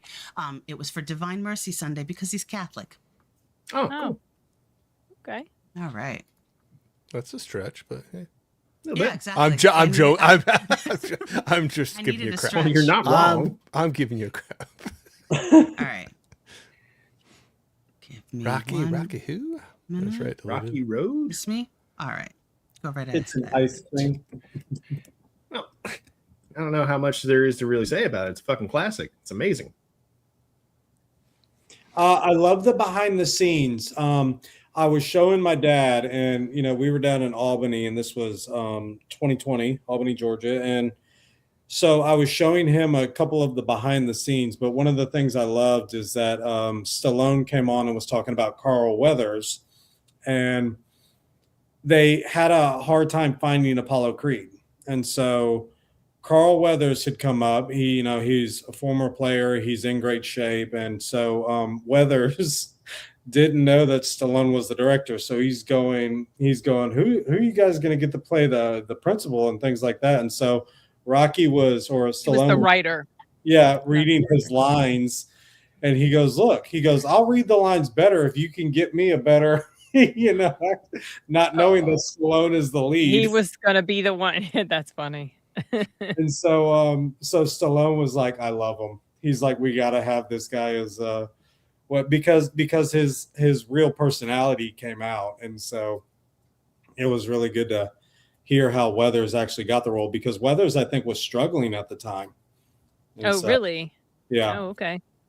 That's interesting. So same with Stallone. Stallone said that somebody had offered him, I want to say $75,000 or something like that for the script. And Stallone said, well, I got this poverty thing down pretty good, so I'm going to hold out because I want to be the main character and they don't want me to. And so sure enough, it goes on to be one of the biggest classics of all time. So, yeah. Well, I mean, that would have been a pretty good chunk of money. I mean, from 1976. And he still took the on him. Yeah. Well, I know, but I mean, he did the right thing. But man, he was betting on himself. But that'd be hard to turn away if you're scraping by. $75,000 from then is 6 figures today. But yeah, the behind the scenes is even better than, or not even better, but just as awesome as the film itself. The running scene, y'all know the running scene where he's running down the street and everything, and people are yelling and doing things. That was actually real. They were on a full budget. They couldn't. So you have a camera guy running with Rocky, and people are truly hassling him as he's going down the road. So they're like, we're just trying to get to work, and you're in our way. Get out. Yeah. Oh wait, we could use this. No, it's a great movie, and I just think the whole story behind it too just amplifies it and makes it even more of a. And so I'm interested to watch that I Play Rocky too when it comes out. It's gonna be good. Yeah. I thought that it was going to be I thought it was a documentary about Sylvester Stallone, and so I started watching the trailer, and then I realized what it was about, and I became interested to watch. Mm-hmm. Nice. They got a good actor to play him too. And the girl that they got for Adrian, looks a lot like her. Adrian. Isn't there that story? There was the picture a couple back that he kept that turtle and he had it for forever. I don't even know if he still does or not, but like it lived forever, I think. But he kept that turtle from the movie. He can live a long time, yeah. Logical, you're here. Hi, Logical. Yeah, just saw him. Oh. Hey, Logical. Yeah. It probably was even unheard of at the time for what he pulled off there, where he said he wrote it and he was like, no, I'm playing it, nobody else, kind of a thing. But kind of wonder how if that could still happen today, but maybe that's kind of like these younger ones coming up that are, YouTubers or whatever, and they're not going through the normal routes and betting on themselves. And it's, I don't know. They're cool. These are cool stories to see. Not only is the movie like uplifting and like, wow, he overcomes all these challenges, but in real life, like the challenges he was overcoming to try to even get it to happen. But I like the line when they're on their first date and she asks him, she goes, so why do you box? And he said, because I can't sing or dance. It's the best response so quickly. I've actually only ever seen this film once. Wow. Way back when I was a teenager, and I haven't seen it since. And I remember that I did like it, but I just never returned to it. I don't know if it's because I'm not always drawn to sports dramas. It's a good film, and maybe I would appreciate it even more if I rewatched it. I did not dislike. If what? You'd like it more if he lost. Well, he technically lost. Yeah, even though you could tell he really won. I never forgot that part. It was like it's very obvious he won, but they gave it to the other guy because he was, the established champion and all that. He went the rounds. He went the rounds. Yeah, he so, did. Yeah, and so you know that he actually won. I also never forgot. I never forgot the scene with Adrian in the apartment. I was like, oh, the okay. stranger danger scene. Or... well, she knew who he was. Well, She I know, liked but he him, like locks the door and everything. Yeah, he won't let her out, and they like weren't they like up against the fridge or some cabinet or something? Yeah, it was like... he's such a smooth operator. But anyway, the second one, when they're in the hospital and Rocky went to Weathers' room and goes, did you give me your best? Because he still wanted the peace and knowledge that he was still able to do that, and it was like, yeah, I did. And so, yeah, loved these originals, the first two, my favorite. And then I think it is at the end of the second one. Yeah, it's at the end of the second one where you see them both deciding they're going to go at each other at the very end. So, I mean, come on, that scene right there. How can you not even? You've maybe never ever seen the movie before, but if you see that right there, I'm gonna guess quite a few people can make a pretty good guess of what movie this is. I mean, I've been to Philadelphia 3 times, and I remember the first time I was like, I'm going to the Rocky place. Hell yeah. I still need to go there sometime. Yeah, I'd love to go see the statue there and look down across that. There's that, and then Detroit has a RoboCop statue now, so I got to go there. Wow. Oh, wow. I've never been to Detroit. Nice. Well, did you hear Bill Burr's rant on having the Rocky statue in Philly? No. He was. Oh yeah, look that up at some point. He was angry because Philadelphia was booing all of the comedians, and Bill Burr addressed the point. He's like, "You're right. We're out here for 3 hours doing a comedy show. Eventually, you're going to get tired of it." And so he started insulting anything and everything he could about Philadelphia to Philadelphia. Oh, I think I've seen that clip or part of it. Yeah, he just goes off on them. He ranted about the fact that they had a statue of a fictional guy rather than the actual boxer who was from Philadelphia, who was quite famous. I think it was like Cassius Clay or Sugar Ray or somebody. I can't remember. But yeah. He goes, why don't y'all get him a statue? Why you got a statue of a fictional character who didn't even exist? Look it out. Well, I guess I know what I'm looking up on YouTube later tonight. So. Oh yeah, it's only like 6 minutes. Yeah, it's not a long. And I've also seen interviews where he talked about the backstory as to why that whole thing went down the way it did. Yeah, which was interesting. Yeah, Bob Saget was a part of that too, and Bob Saget gives a really good extra point of view to it. So nice. All right, we'll end on this wonderful shot of Rocky. Where are we going? The words. I'm surprised you didn't have the picture of him pinning her up against the fridge from all the other pictures you've been showing from right so far. I mean, come on, why, Rachel? Don't give me that look.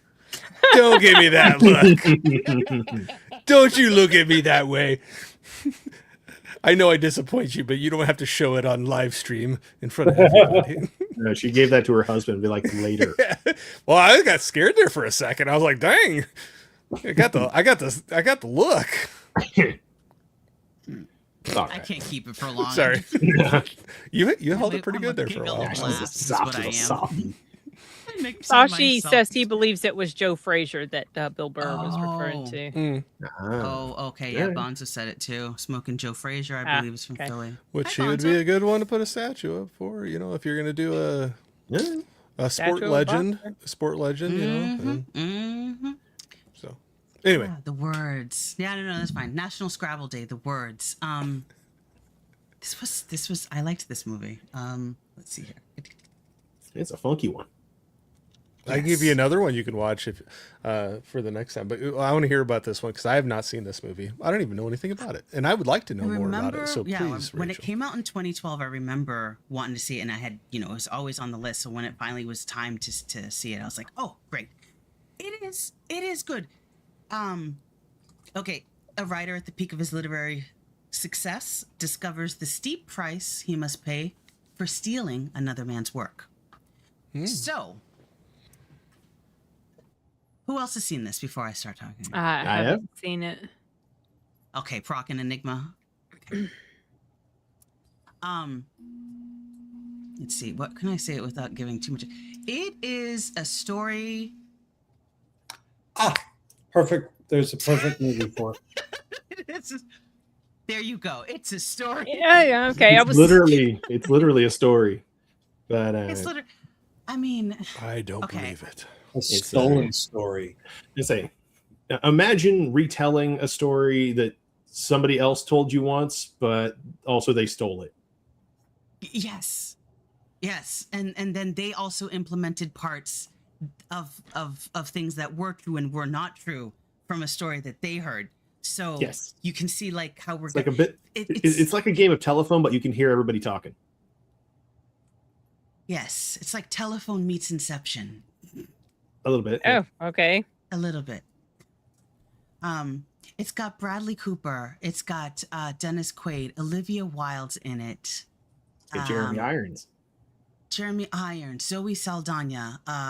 It's a big cast. I was gonna say they got some names. J.K. Simmons. J.K. Simmons, my man. And then they go to space and become the Roughnecks. I'm just kidding. They don't. But this time, it's personal. Yeah. Ron Rifkin's in it. Ben Barnes plays in it. There's all these people that you're like, what are these people in this? It's a good movie without giving too much away. I mean, these characters play a lot. These characters play different characters, and they all tie together. And in order to figure out how they tie together, you need to watch the movie. And no, I can explain. Has anybody seen Whiplash with J.K. Simmons and okay? Yeah, I love that movie. In the film Whiplash, who is the main character? I continually forget his name. Miles Teller? Yeah, Miles Teller. Dang. Miles Teller is basically at the end of the film having to choose does he want to be remembered with a limited life? Does he want to be remembered for a very long time by many others because of his artistry and music? Or does he just want to live a long life happy with somebody that he loves and is not known by anybody, And so Miles Teller is somewhat faced with that choice. And at the end, we see that decision by Miles Teller. Mm-hmm. Same predicament here. There's some choices that need to be made based on the decisions that they did with taking the story. So, yeah. That's a great way of putting it without giving too much away. That's great. Yeah. God. Jeremy Irons was so good in this. Really I mean, good. when is he not? Mm-hmm. I like him a lot. Yeah, he's a great actor. Yeah. Heck of a voice. You need to get him to do an audiobook or something. Right? No, he's just got one of those voices that it's just I don't know, it's commanding. He was so great as Scar in The Lion King. Mm-hmm. Oh my gosh. Yeah. I gotta watch that one again. Just upgraded it. Be prepared. I wonder if he actually sang that. I need to go look that up. If he actually sang that. I wouldn't doubt it. It sounded like him. Yeah, it did. And again, a lot of the English actors are former musicians and singers. The Spanish title was funny. I missed it. Check it. Yeah, Las palabras. No, El Ladrón de las Palabras, I think is what it said. Thief of Words. Yeah, which is there you go. A better title than this. Yeah. Yeah. El Ladrón de Palabras. It leans into more the Thief of Words. Movie. Yeah, that's they should have gone with that. The stealer of words. The word thief or well, the word thief sounds kind of bland. It sounds better in Spanish. True. It does. One random, and we don't have to get into it, but one random you could throw in there too if you want another word or Scrabble Day movie. Go with Bad Words. Saw it. Of course. Love that movie. If anyone hasn't seen Bad Words, sorry, I got to throw so that one good. out when you started talking about that. I'll just pull it up real quick because it deserves it. Bateman, I think it's hilarious. It's so inappropriate. The movie. Bateman's funny. Yeah, he's got that dry deadpan humor kind of Are y'all going talking on. about Bad Words? Yeah. Yeah. He directed that too. That was his Yes. Oh wow. How how ruthless he is to those kids. Oh my gosh, there's a couple scenes where I'm like, he did not just say that. Well, he goes, so they're in the elevator and that little kid is sitting there. He goes, "What's your favorite word?" You know, and he goes, "Could it be shut the F up?" And he goes, "That's a sentence," you know. And he lets it wash over him. But the bond between those two actually does flesh itself out really well in that film. You know?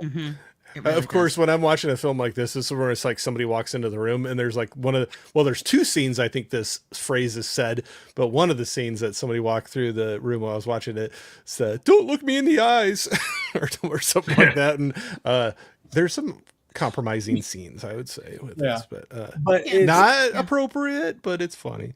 Bateman It's rated is R. phenomenal. Yeah. Anyway, sorry, I didn't mean to go off on that one. No, it's okay. This is just like the thing that was my favorite with him. Relationship with the kid, but my favorite. So he whispers and he's like, "So have you seen your mom? Because I saw her last night." Like he whispers to the my kid gosh. next to him and just starts messing with his brain, knowing that he's up next so he can just eliminate them. I mean, that is the kind of comedy that you're walking into. It is dark and he says some dark stuff to a bunch of kids on there. The one where he puts the ketchup packet on the chair. Oh my and gosh. He's like, "This is such a proud moment for you. You're a woman now." Oh my goodness. Yeah. Oh yes. He goes there. It's so bad. Like, What year was it made? Like Is this something they could 2007, something like that. Was okay, it? so it's before 13, like they couldn't 13. they wouldn't. Oh make no. something like that They today. go places. They go places That's in that funny. movie that Yeah. you won't see right now anyway. I mean, he tells so this mom comes up and she's like telling him that he should not be in this competition. He's a horrible person, and she uses a curse word. And so Bateman goes, "That's a curse word." And she goes, "Yes, it is." And he goes, "And that's a child." And she goes, "I'm sure he's heard worse from you." And he goes off on her in the nicest fashion of way possible, but it's still so funny. Well, and then, oh my gosh, now I'm like, keep on thinking. It's okay. I promise I'll stop after this one. But he's sitting next to that kid. Well, I think you may have been hitting at it, but he like pulls out, it's not even, but he pulls out a pair of women's underwear and he goes, "Hey, would you give that back to your mom, please?" I mean, it's so crude, but it's hilarious. It's great. It's funny. Yeah. It's funny. Okay, I'll have to check that one out. Anyway. Oh man, I'm Moving sad on. that it's actually Proc, and you can watch it on Complex.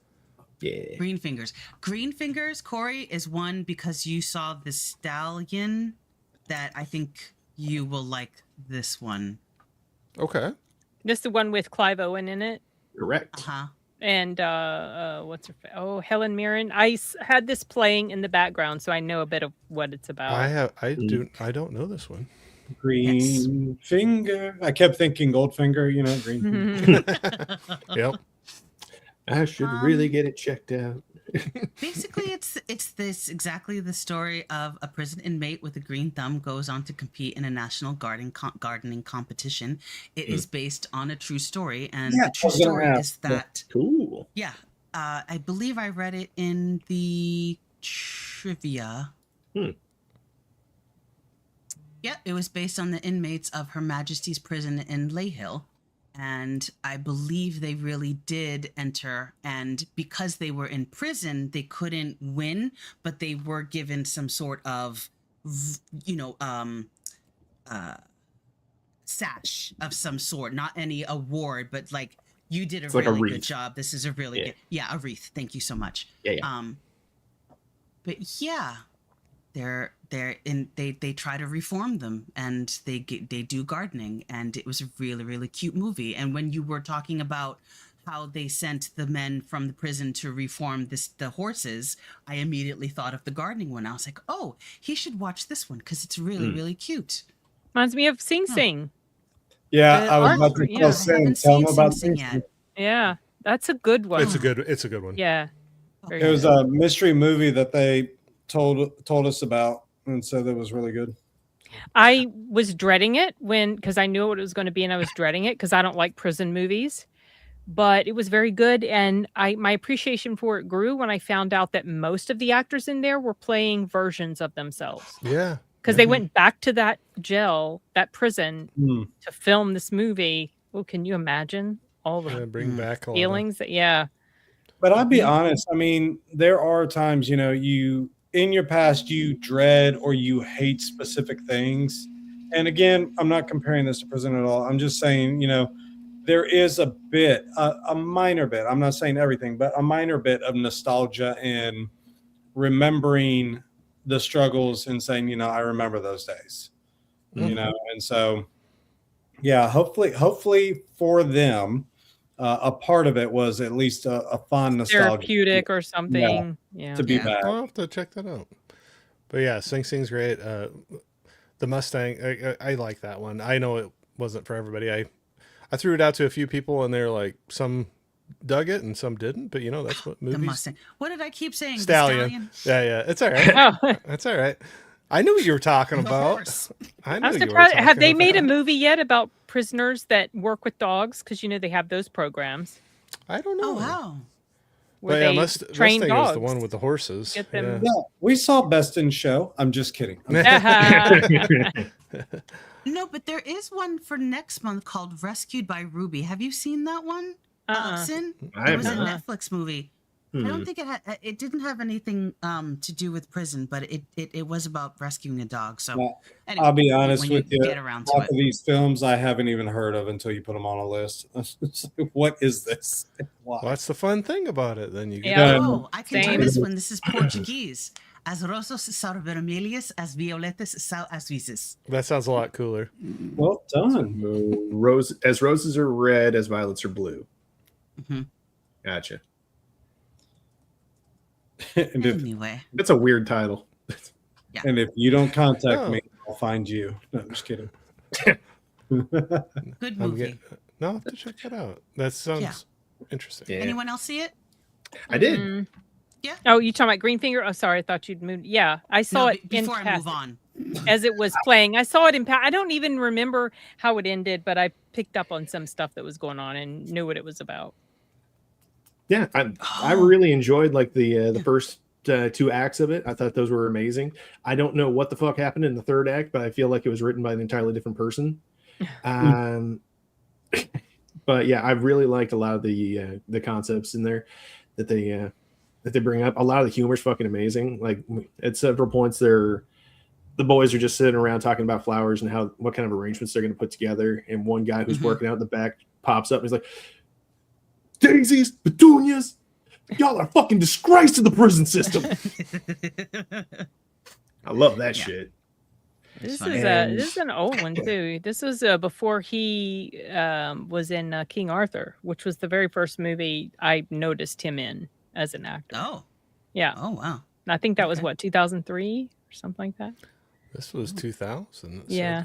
That one was 2000. Wow.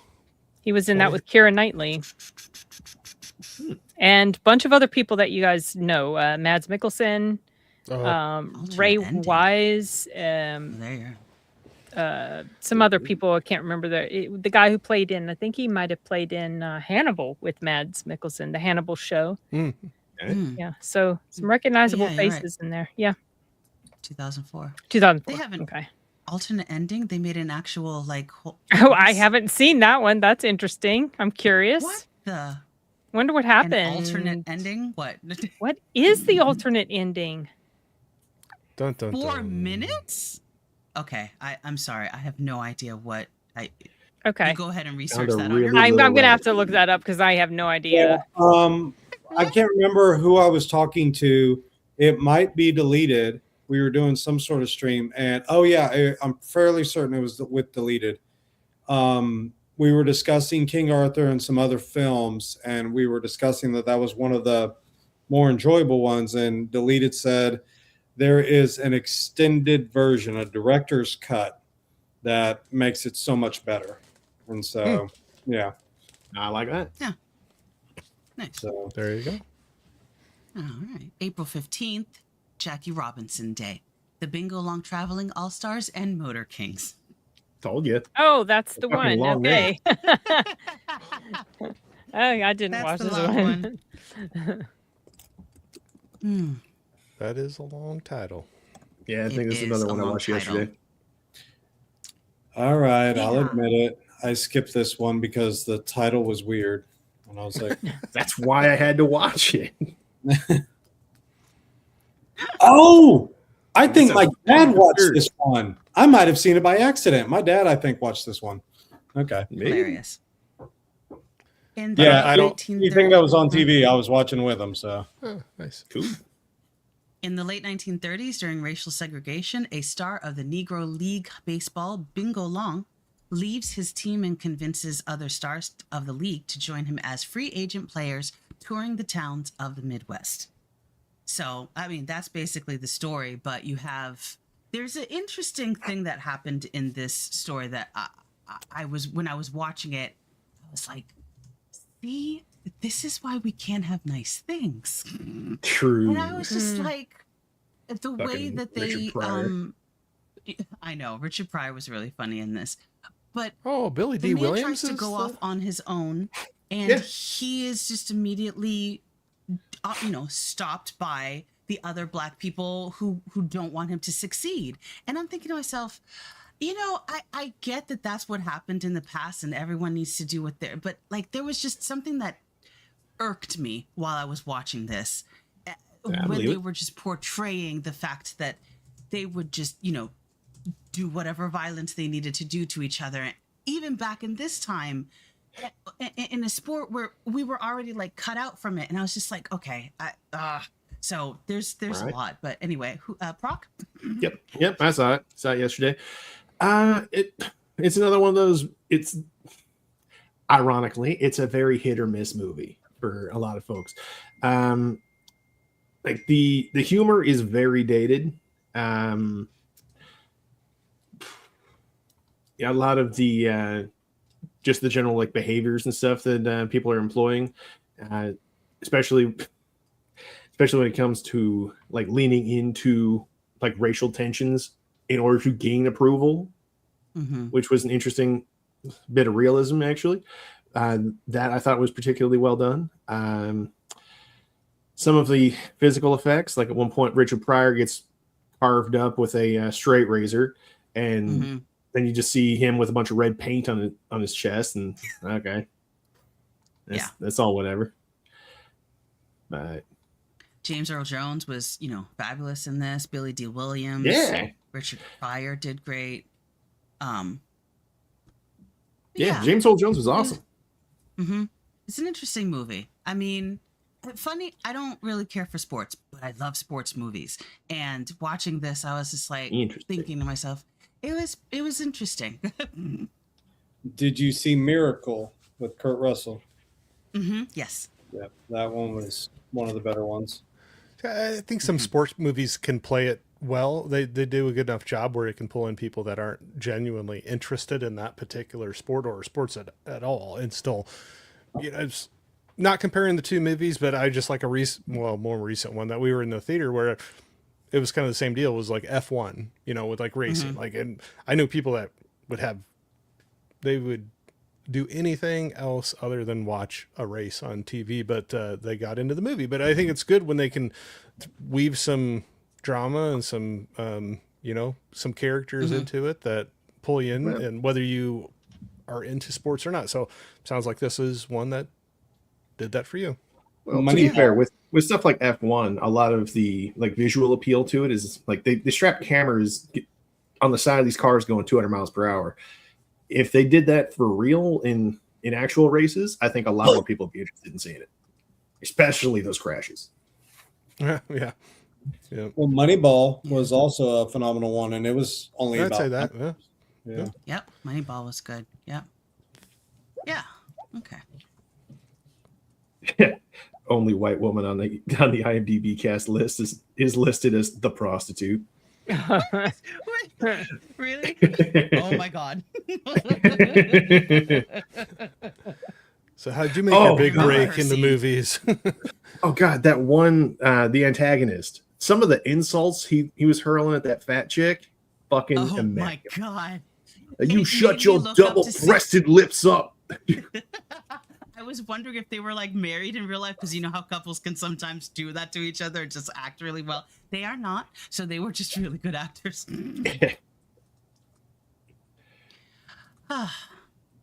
Okay. Imitation of Life. National Librarian Day. Oh. This one. Now, this is another reason why I will be joining you for as many of these as I can, because I don't know if I ever would have seen this without him. Yeah. An aspiring white actress takes in an African-American widow whose mixed-race daughter is desperate to be seen as white. It is my first Lana Turner movie, my first Sandra Dee movie, so is this like Slanted before Slanted? No, I'm just kidding. No, this is much better than Slanted. This was one of the ones that I was playing but working at the same time, but I was tuned in enough to get what was going on. I found out something interesting about the actress who played the mixed child. Yeah. She has like she's part Latina, and I can't remember her father. She's definitely got some interesting ethnicity, but she had sons who became movie directors, and they worked on About a Boy, American Pie, and New Moon, the Twilight. No, I'm not going to hold that against him. He had terrible material to work with. Fine. But yeah, I thought that was fascinating. That is. I thought the lady, I can't remember the.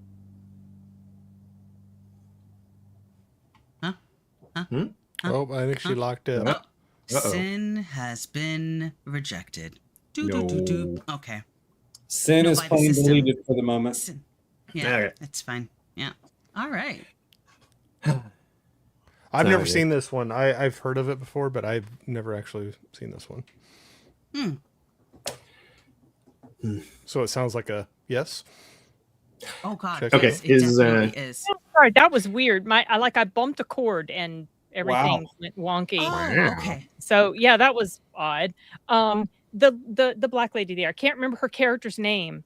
Annie. I thought Annie. Okay, I thought she was really good in here, especially at the end. Oh my gosh! Oh God, it made me cry too. I actually started crying. Yeah. Her daughter pissed me the hell off. She was an ungrateful little shit, and I didn't like her. And I understood the whole reason, like whatever. Yeah. Idiot! She's your mom. Why are you treating her like that, dumbass? She really pissed me off. I did not like her character at all. So yeah, this is a good film though. Really good film. Yeah. So good. Like as soon as it was done, I ordered a physical copy and messaged Rachel, be like, "Will you please come on one of my streams so we can break this down? I don't want to derail you for 2 hours." Sashi. Yeah. He said YouTube AI sins I was about to go off on a racist rant. It was a rant against an ungrateful little turd of a kid. Yeah. She was, I really didn't like her. Sashi, you're always fun, but I think you're dialed up a little bit tonight. I like it. He? You got a little. I love the little. You need to hang out with Sashi during the sound booth theaters. His he's really funny. Yeah, he is fast and it's hilarious. He's always funny, but I feel like it's dialed up a little bit tonight. I like it. Mm-hmm. Oh gosh. Enigma, did you see this one? I did. Again, this was one I had like Sim was saying, I was watching two different things. So I didn't get to the end, and I was like, I feel bad about that because y'all said it was so good. It's I was great. Like, because I stopped midway through, and then again, you get one of those responsibility tasks, and it was just like, I'm going to close this out, and then I didn't go back to it, and I was like, you know what? Now I feel bad, especially when y'all said it was really good towards the end. So I'm going to have to go watch her speech now. So, but yeah. I agree with Sin though. The daughter just it's like, dude, like, do you not see the sacrifice? No, go back one. Mm-hmm. Go back one, please. So this is her reality, where she just got the absolute shit beaten out of her by a guy she was in love with because she was mixed. Yeah, but you know what? Fuck them. Forget it. Live your life. Be fine with who you are. She treated her mom like crap because she didn't like what she was made of, and I hated that about. I know she's supposed to be sympathetic. She was not sympathetic. I'm not saying she's sympathetic. She's supposed to be. She's supposed to be, though.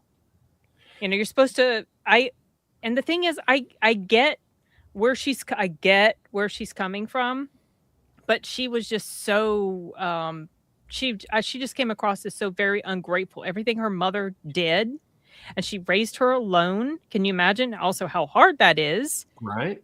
You know, back in the day, and she was just so, oh my gosh. And that scene where her mother finds her at the end. Oh, jeez. Well, now that Proctor is talking about it, I mean, I guess from her perspective, she sees the guy as her salvation to escape. Mm-hmm.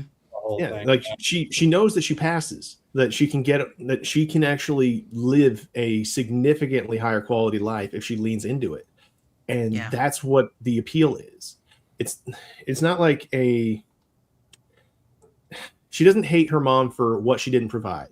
She hates her mom for the circumstances she was born into. Yeah, I know. Yeah. And she knows that she would be accepted by, like the Black community, but she'd never be able to move beyond it if she embraced them. That's why she's leaning the other way. She's just really hoping to live a better quality life where stuff like this doesn't happen to her. And she is an absolute twat, but I get it. Yeah. Oh, I get it too, but I still can't stand her. So that's okay. I just wanted to throttle her myself. But the ending, though. Yeah. Well, you know what? Like at the end, when she comes back at the end, I was like, well, good. I hope you suffer the rest of your life. Well, because, that's kind of fucked. Well, because she was such a shit to her mom. Well, yeah. Oh my gosh. But if you understand, come on. I know I understand, but it's not. It doesn't excuse it to me. I get it. What? There's it's no one not naked. excusable. Yeah. Is he gasping because of my absolute how detested I am by her? Yeah, I get it. It's like it's but this time. That doesn't mean doesn't mean it's something that I'm okay with. It's, I can understand why someone's an idiot, but I still don't like them if they're an idiot. And she especially because her mom was so sweet and so good. And Annie's the best. Oh yeah, Annie was really good. The actress is Juanita Moore. Really good job too. Really good. I think she was nominated for an award for this. The historical context of the time, like this movie came out 5 years after Brown versus the Board of Education. Yeah, 59, right? Yeah. Well, so like the shit that they're portraying in such a stark light, it was very prescient at the time. Yeah, it was. And highly recommend. Absolutely love this movie. Don't they touch on that also in was it called Steamboat? The movie Steamboat with I don't know. I think there was a character in there who was passing as well. And I just remember there was a song, Old Man River, he just keeps rolling along or something like that. I remember watching that way back when we rented movies from the library on projector reels. I think it was called I thought it was just called Steamboat. Did it have Ava Gardner in it, or that's bugging me now because I can't remember. Ricky Steamboat, the wrestler. I'll look it up. Ricky the Steamboat Dragon. I used to watch him. Yeah. Oh, and I found out the alternate ending of King Arthur was it just changed what happened to one of the characters. Instead of them dying, they didn't. That's all. Okay. That's kind of gay. Well, I might have to I just found a 2-pack. So apparently it was a remake that Claudia Colbert did an original one in the 30s. And Showboat. I think it was called Showboat. This is the name of the movie. It's Imitation of Life. Criterion has a release of it. Nice. Oh. Yeah, but they Amazon right now they have a 2-pack of Blu-ray, not the Criterion, but the 2 Imitation of Life for about $12. So I might have to grab that one. Oh, thank you. I will look that up as well. Yeah, it says includes both the 1934 and 1959 classic, if I can read that right. Yeah, even more prescient at the time. Fucking hell. Nice. But it looks like the original one, that the 30 Criterion has a release of that too. But I kind of like that $12 price mark and getting 2 of the movies. So you can just watch both of them. It might be interesting to compare the 2 of them and do it. Do it. That'd be nice. Do it. Do it. Do it. Patterson. April 17th, National Haiku Day. I remember this movie. Any good? This movie was the most boring. Glad I missed it. Oh God, please stay away from this. This was Adam Driver, right? Yep. Adam Driver. Yeah, I didn't pay much attention to it when it was on. I don't think I'm a Jim Jarmusch fan. It's a slice of life film, I think. Yes, right? It is a boring slice of life. If you like New Jersey and you like listening to poetry, this movie's for you. That's it. Did you know that picture of him in the military uniform was really him from when he was in the military?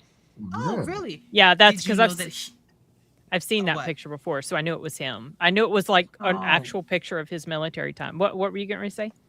He actually got his bus driver's license to learn how to drive the bus for this movie. Yeah, oh, that's funny. Yeah, cool. Got his CDL. That's probably the only cool thing on like that. Yeah. Would y'all like to know the climax of the story? Yeah, there is no climax. The dog eats his notebook. Yep. Okay, I don't believe you. For some reason, it's true. Is it true that? Oh, okay. So she's like, no, yeah, it's for real. Really? I was watching this because I'm like, what is going to happen? What is happening? What is happening? I'm just reading my poetry and writing my poetry and reading. And my wife wants to start a cupcake business and this business, and she can't do this and she can't do that. Oh no, my dog ate my poetry book. Woe is me.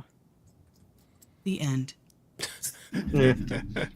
Now I don't have to watch the movie. You just wrapped it up for me. So please don't. What's truly sad is that was the highlight and the destruction of his life right there. It was just like, dude, like you have a wife who is definitely out of your league, but is making that thing work, dude. It's like, oh my gosh. So. Yeah. Ugh. Anyway, next. Don't watch this movie.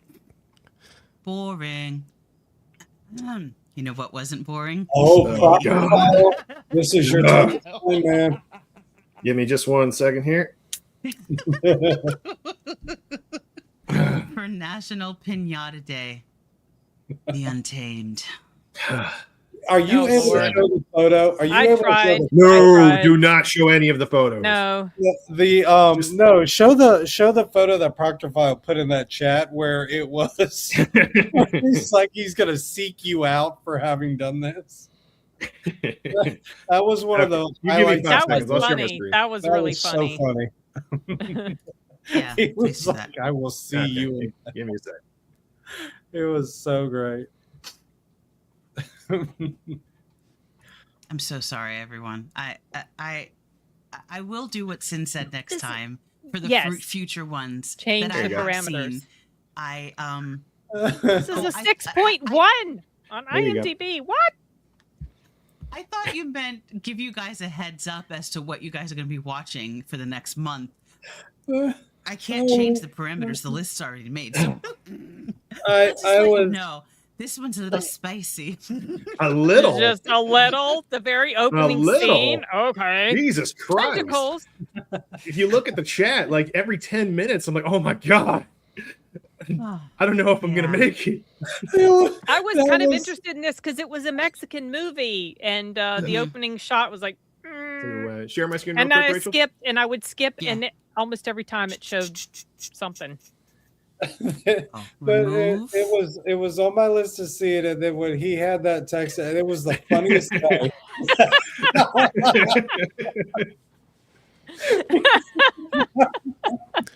That's not a friendly look right there. No, we were all feeling that with those of us who saw Like a from small leak of our DMs. We're like, okay, I was like, okay, I survived, but I can't make it into heaven anymore. I'll see you in hell, Rachel. I'll just be doing this for all of eternity. Oh my I god! know. I deserve it. Because I have seen some things now. I do. So what was the ending? Like what in the hell was this? The I mean, it was an ending was so alien and fucking he was weird. horny and there was sex going on all the time. I mean, I doubt there's any bad photos.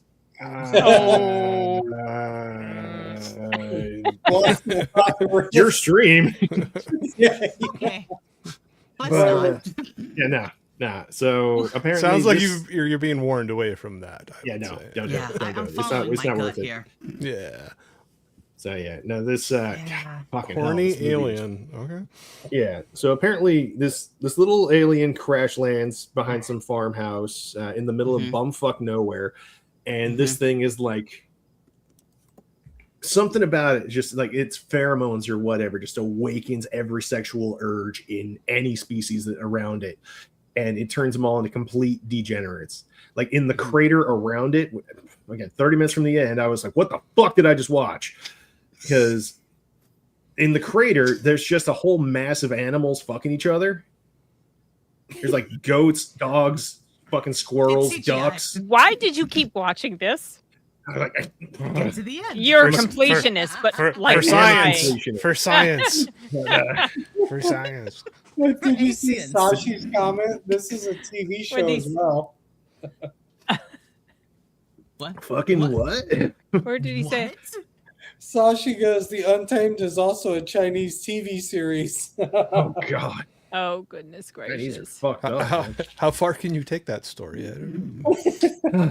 But Thank you. But yeah, it's a weird one. Go into your own risk. It's very graphic, very undignified in the way a lot of like the sex is portrayed. Like the first time you see anybody have any kind of interaction with anybody else, dude's just smashing his wife in her sleep, just rolled her on the side and went at it. And then you watch Best in Show right after. It's like the winner. Yeah, I went from like being like staring at the ground, being like, wow, I've seen things now. I'm like that. Speaking of whiplash, you know, yeah, like that. You go from like that to that one, you're like, woo. Yeah, it was basically the android from the end of Blade Runner. They're like, I have seen things that people wouldn't believe. Yeah, and then Best in Show pops on. I'm like, this is what in the crackerjack fuck is this? Yeah, I was a little brain broken. So if you like tentacles, if you're really into hentai but don't like cartoons, watch this. Correct. Watch this. You'll see a chick get triple penetrated by a xenomorph with tentacles. I found it interesting, though, that the one slightly, I don't know if it was me that maybe picked up on this message, but how he rejected both of the men, and it's because they were homosexual, I think. Like, that's what it seemed like to me, but I'm not. No, at one point she sends in a guy who is secretly sleeping with her husband, actually. And it's her brother who's sleeping with her husband. Oh, okay. Yeah. Again, I have seen some things. And that's the least thing. No, I'm just kidding. Yeah. So yeah, she advises him to go spend some time with the alien because that'll get his urges taken care of, so that he won't feel any urge to go fucking smash her husband, which is such a weird thing to say. But yeah, apparently it was extra rough with him, and he got a head injury, and then he winds up on like life support. Okay. Wow, this sounds like quite the movie. Okay. I've put Proc and you guys through some things. Okay, next. So on to the next. No, I'm just kidding. It goes downhill from here, folks. Well, I see a good one does- later that was on. good. I'm joking. Next, in the It realm does of the go senses. downhill. Okay, so Yeah. in the realm of the senses, I don't want to spend too much time on this one. This was Okay. just straight porn. I'm sensing a theme here with your movies there. Yeah, after I saw a couple, I was was just the like, AI. we're moving forward. I was like, I don't Blame the AI on everything. NC-17, and I was. Well- Is this the looking one you for- said was pure porn, pretty much? No, that's the Pig Keeper's Daughter. This okay. one. Well, actually, they're both pretty much porn, but this one was more artistic. It had more artistic things to say than the Pig Keeper's Daughter. That was just So nothing. it had more flowers in it. I'm just kidding. Basically, you get to a point Oh. of watching these two people become so entangled with becoming more and more erotically upping the eroticism that it just becomes dangerous. Yeah, careful. You And it got goes a down you got a from there. spicy wouldn't- one on the bottom touch middle any of there. those. Yeah, Yeah, I would. Sweet. Yeah, okay. You know what Yeah. shocked me was Apparently, that she was a real person too. demon movie that Sin was talking about. That Bring Him Back, that demon movie where the little demon runs that little house and the mom is doing what its will so that she can get her kid back. You remember? Oh yeah, bring her. Mhm. Yeah, that was. Where he Yeah. grabs that stupid circular saw and starts, yeah. It's a knife. Yeah. Yeah, that was terrible. Huh? Yeah, it's a weird one, and it wasn't worth that scene, but it's basically a demon runs this house telling the lady that he'll bring her kid back if she does what he asks. She has to bring kids to her house so that he can, do his demon Okay. things. Yeah. Well, that's It's- fucking gross. It's a weird one. Yeah. Okay, I'm good. Yeah, I So I was thinking about watching the new Paddington Bear, the new one. Yeah, I haven't seen that one Vetronica yet. recommended Paddington 2 to me. what can I say? Sorry, I was just trying to be funny. Sometimes It's it fine. fails. You bailed too quick there, man. Yeah, I know. Just got to commit. God, He's go- the Moving only- on. Yes, deleted. Moving on. Paddington Bear, the only successful So- to come out of Build-A-Bear. I'm just kidding. Having seen these back in April, and then you showed the poster in the chat in our private chat, and when I had done the thing, I'd never looked at the poster. So when I saw the poster, I didn't look at the name, and I was like, "Oh, is this a new movie?" Completely not remembering that it was the one I saw in April, and I was like, "Oh my god, this one." It says a lot, doesn't it? Yeah. Looks a lot. I started right. this, but I never finished. I No, it think I got up to wasn't- the point where the girl was killed at the beginning, and then I just didn't finish. It's like 5 minutes in. Yeah, I know. Short. She's telling you that's all the further she got. That's it. I didn't get very far. This is It made it the, sound like you made it to like the halfway point or something. Nope, Nope, nope, 5 nope. minutes. Nope. Hey, I know what the premise is, and I stopped when that happened. you were good. I Yeah.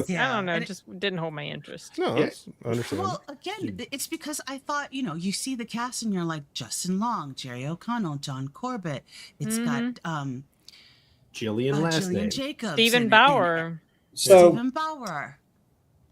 Justin Long's behavior. Justin's Long. Okay. Justin's long what? Yeah. No, that was the other movie. I'm on Rachel's stream. I have to say. I think our mind is like in the gutter right now. That was the other movie. Sorry. So I was gonna ask here, his behavior based on the events that happened in the film. How do y'all take them? I feel like if I'm dealing crack and I find a wire in somebody's purse, I would have responded differently. Yeah. So when I was not caring too much for the film, I just decided to pretend that this is the prequel to Drag Me to Hell. And I was like, it might work, you know. And so I started trying to figure out if I could mesh those two films together. What did he do? Because do we care about spoilers for this one? Not No, really. go right ahead. He ends up making immoral decisions based on the person who's dead, and it's like that's not how, you know, you're not supposed to treat the sanctity of life, so to speak, you know. And so yeah, it was very I don't know how to say it. Yeah, again, you're a drug guy, so I understand your position, but at the same time, it's like, do you have any sense of more? Because I have met, you know, in my limited experience, I've met a couple, and there is at least a moral limit in their brains a little bit. You know, I haven't met the extreme ones, so I guess he was extreme, but yeah, so I just pretend it's Drag Me to Hell prequel. Yeah, his character is genuinely bizarre because, like, as I said, he is a drug dealer. He is in crazy amounts of debt, and he knows that Jillian Jacobs is, you know, spying on him. She's clearly working with the cops, and is like, "But we can work together. It's fine." No, dude. No, it's not how any of this works. Yeah. But Did you yeah, stop it, Sin, because of the writing? No, I planned to go back to it, but for whatever reason, I decided I was more interested to check out some of the other ones because I was running out of time. I had about a week left before this stream, so I was trying to be selective about what I watched. Yeah. So he was basically making stupid decisions because he was enamored with the girl. Is that basically? Is that what he was? It reminds me of Tom Cruise's character's actions in stupid Dead Reckoning films, or that first one with that chick. He kept, it's annoying. Say, like you might be able to headcanon it a little bit because you don't get to see like any of their intimate scenes really. So maybe she's just fucking wild in bed, but not worth losing your life. Is that really worth it? Okay. Yeah, exactly. I don't know. I've been with a couple of chicks. I know. Well, but people can be stupid when it comes to stuff like that, for sure. I completely agree. I have been there. So April 20th was National Lookalike Day for the lookalike. April 21st, National Kindergarten Day for the kindergarten teacher. Oh, this one. Hold on. I am so happy what happened to that character, the lead character. Same. To her. Sorry. Same. I was this screaming. I can't spell. I'm so angry. I'm sorry.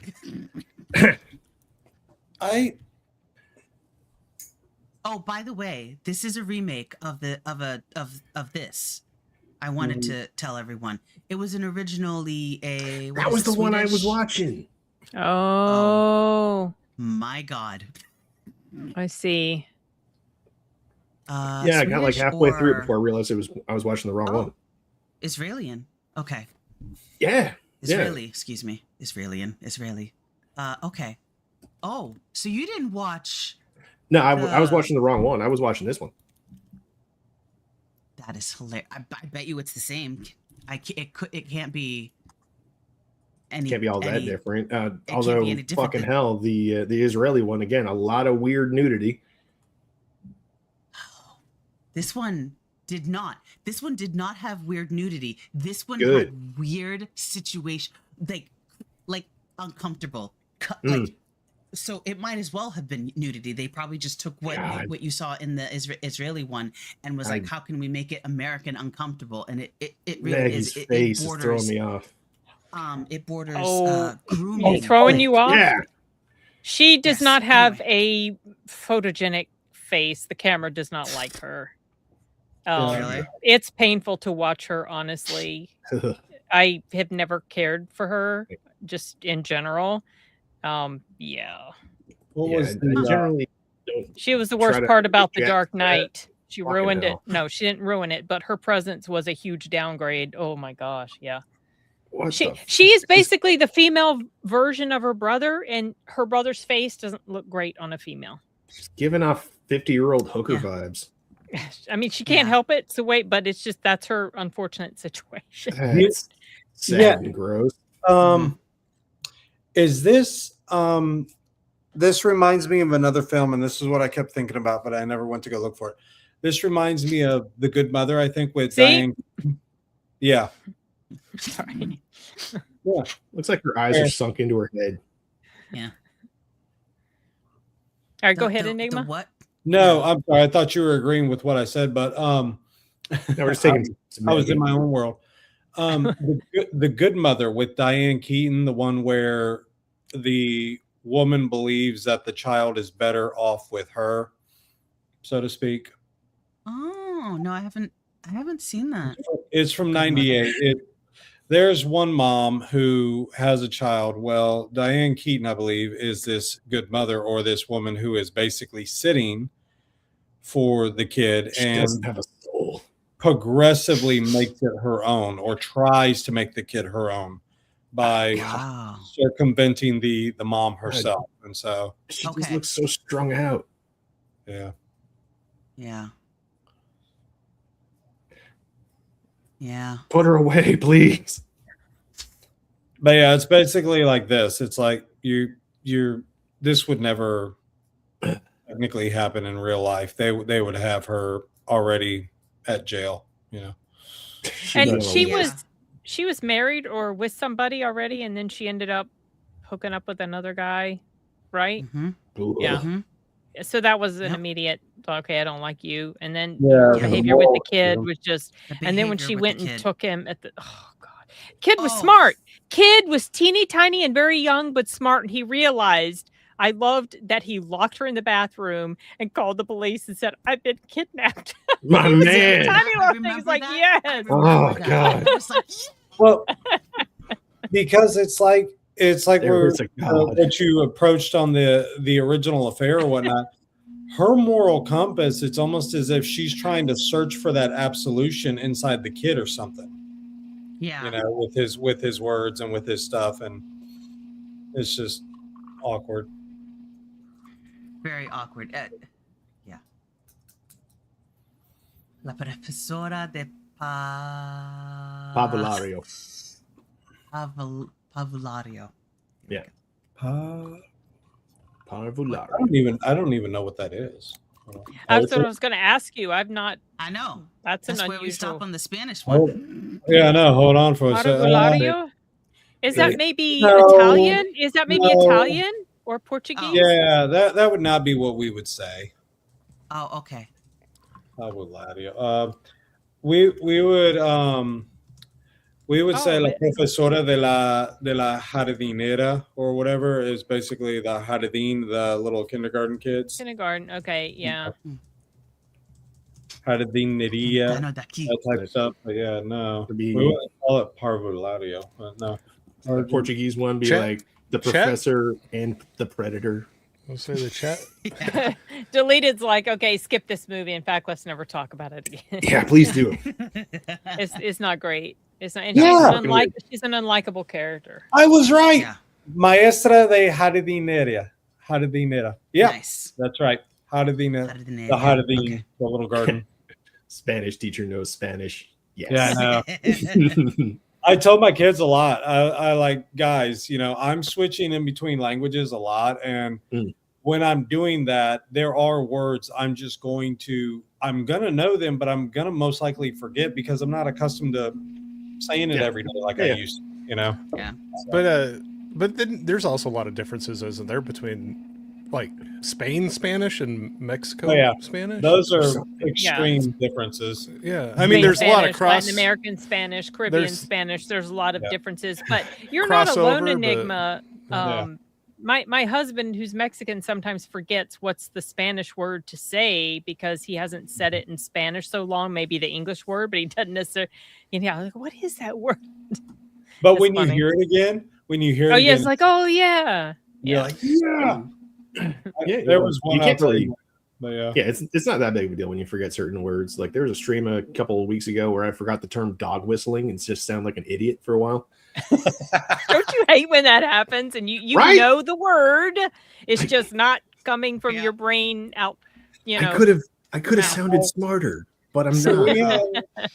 we had this one. She's an awesome woman, but she works at one of the schools I was at, and so this one person was basically from this film, was making poor decisions, and so the result was we're not going to allow you to stay here, and so this one lady came up to me, she's a Spanish speaker, and she goes, "Did you hear the news?" And I was like, "Yeah." And she goes, "That lady was such a boba." And it was that was a really dumb person. And so I was like, "I hadn't heard that in forever, boba." And I kept going with it. So, yeah. Okay. 22. April. What? As you can tell, ladies and gentlemen, we're getting to the end of the show because Rachel's mouth is getting tired. Okay. Okay. April 22nd, Earth Day. The East.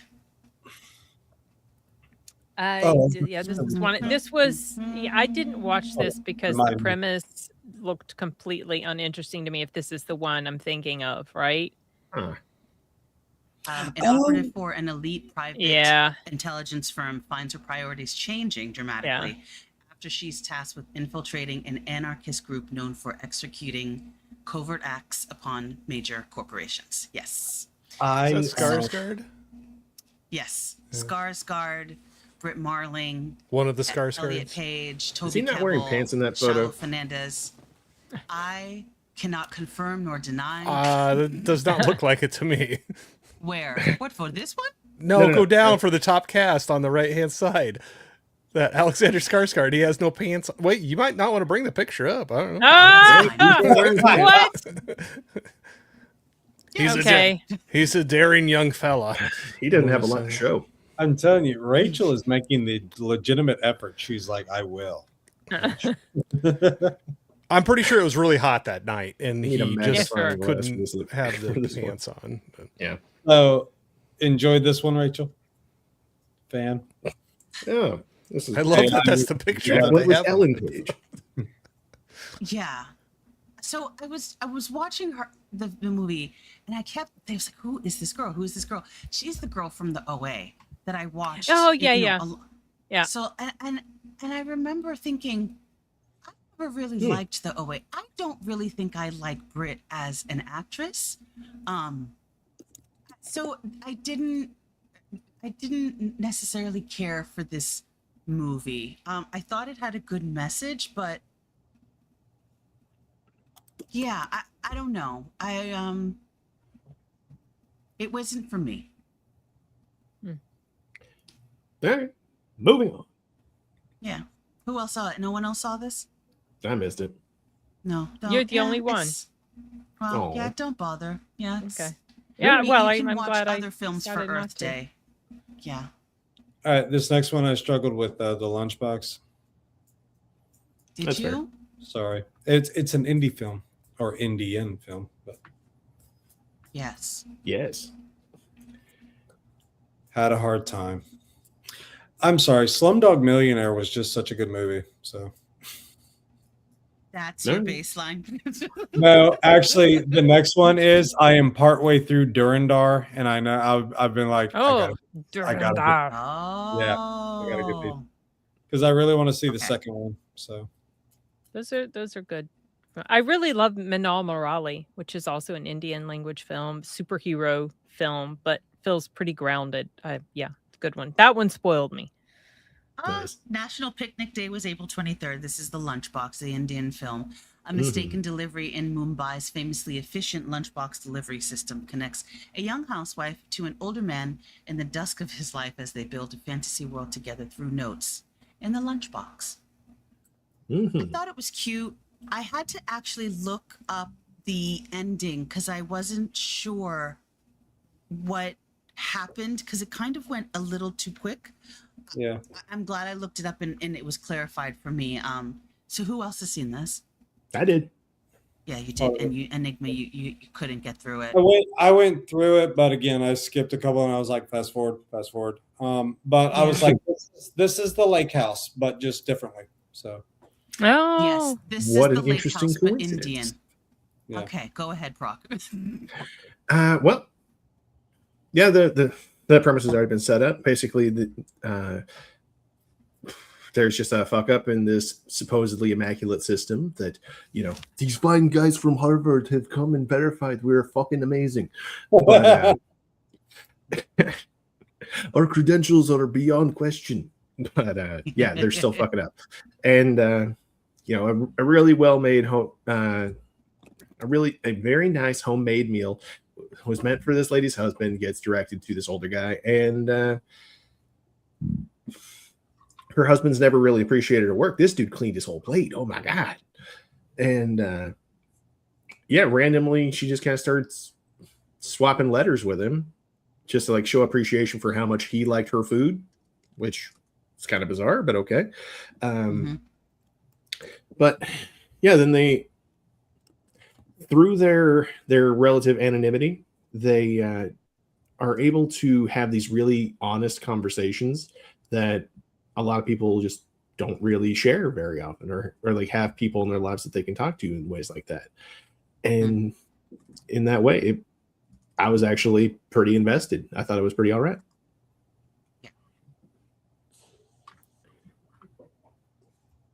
I'll admit, she's very attractive. She's is very attractive.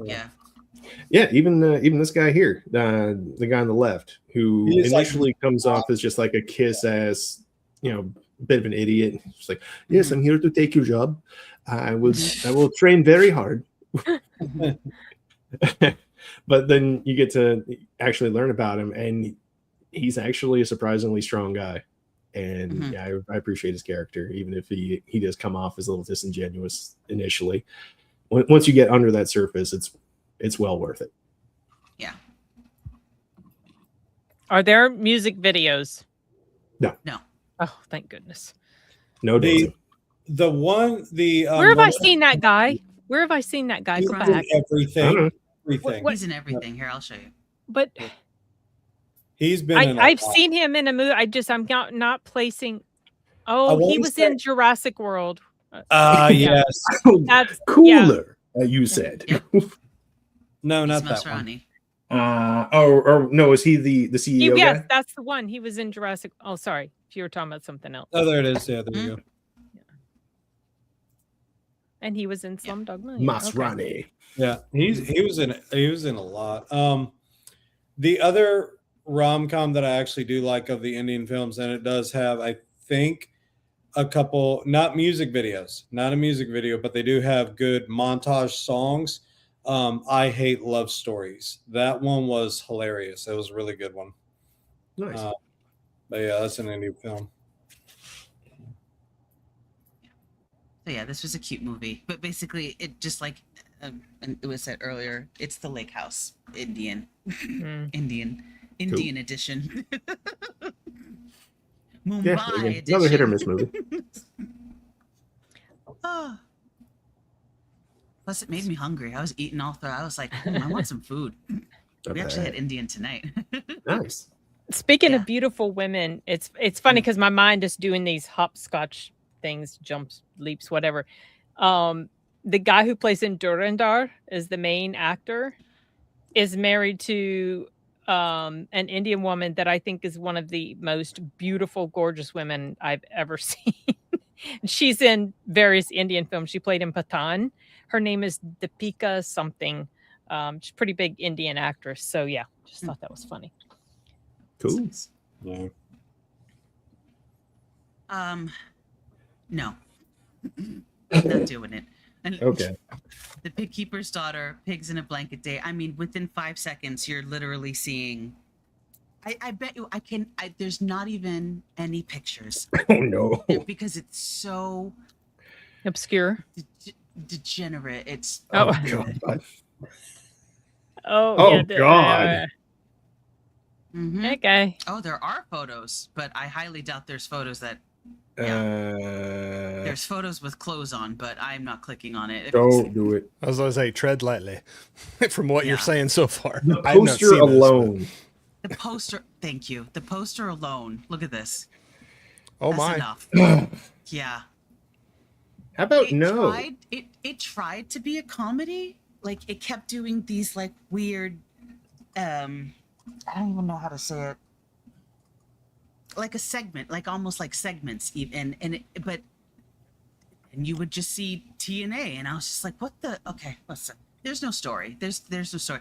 There's one thing if 70s movies are trying to be a raunchy comedy, but they have some sort of like story to it, like what's the house one? Animal House.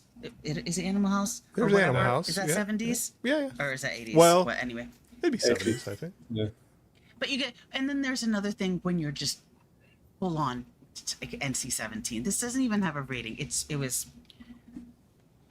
I can't believe money was made and all this stuff. That was please. It doesn't even need a rating, and y'all know me. I am no prude. Yeah. This is giving me like some John Waters vibes, and I've only made that mistake once. Yeah. Never again. All right. Never again. Okay, Let's move on to something good. Gattaca. Awesome. Great movie. Gattaca's all right. Yeah. I like seen it. You've seen it, Corey. I got the Steelbook. National DNA Day. It's even got the little Slippy on there. Jude Yeah, Law this is a good and one. Ethan Hawke were awesome in this. I used to some- always get them mixed up, those two, for some really dumb reason, because they really don't look alike, but I kept mixing them up. We get Uma Thurman too. Yeah. Yeah. This was an interesting film. I saw it years I like ago. it. I dig sci-fi. This is like Mm-hmm. my bread and butter. So yeah, I love, especially when it goes a little dystopian or not little, lot dystopian. I dig them. So it kind of was just in my wheelhouse of what I loved reading books and sci-fi books and things like growing up. And anyway, this just went right into stuff. I'll eat this stuff When up. Josh found out this was the movie for the night back then, and he was like, "Oh, you've never seen Gattaca?" I was like, "No, I've never seen Gattaca. There's a lot I've not seen." That's the whole point of these movies, these calendars. Broaden the horizons. The idea and what I really enjoyed is the fact that for as much as that civilization depicted that they were based on science determining your outcome, I love the fact that, he is this anomaly to demonstrate that you still can't measure everything. And so, I really love this. I watched it. I really want to say I would go through it at least once a week because it was on TV. It was pretty popular. And then I have the DVD itself. So, yeah. Look at that young Ethan Hawke there. Oh, yeah. And I was a big fan of his because he had come out of the movie, which was one of my favorite at the time, The Newton Boys, that had Matthew McConaughey, Skeet Ulrich, Vincent D'Onofrio, and Ethan Hawke, all as brothers doing the bank robberies. I was like, I love this film. So, yeah, back from 97, we're pushing 30 years on this thing, right? Yes. Yeah. Next year, right? Yeah.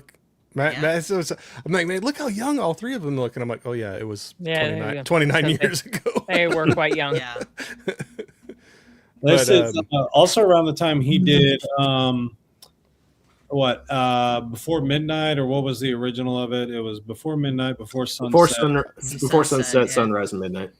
Yeah, that trilogy I grabbed off of a year or two ago from Criterion Sale, but it's a good one. Yeah. I got to go back and watch that again.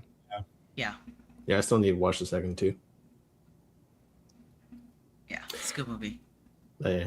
That's Danny DeVito. Is that Danny I DeVito? was like, yes, is that him? What the fuck are you doing here, man? What are you doing there? That looks like him. That is him. Excuse me, I'm sir. just on This the is a set. Wendy's. He was just shooting on the next set over, and he just wanted he to was check out what they were doing doing. Matilda at that time. Just came off the set of Twins. Stop on that, Yeah, Emily. exactly. Kind of looks like a shirt from Twins or something. Yeah. But no, I like I said, the sci-fi ones, I'm a sucker for them. I'll watch those things up all the time. Yeah. Like I said, especially when they do we're going to make everything better and it doesn't, and like the things that they do, I don't know. Maybe it's my, being calloused by corporate America or something that I think that it kind of, no, I'm just joking. But no, I think this is a great sci-fi one. I haven't watched it in a while, so now I want to watch it again. But I also dig, sorry, and I'll shut up after this, but I do like the whole play on that whole idea of how he's, you know, I don't, if it hasn't seen it, I don't want to give it away, but how somebody is in a bad position and they can benefit to help somebody else, that they're kind of symbiotic, you know, like they're kind of living off of each other. Yeah, Jude Law and Ethan Hawke, like they're living off of each other to both make their lives better in different ways because of their circumstances where they're at. And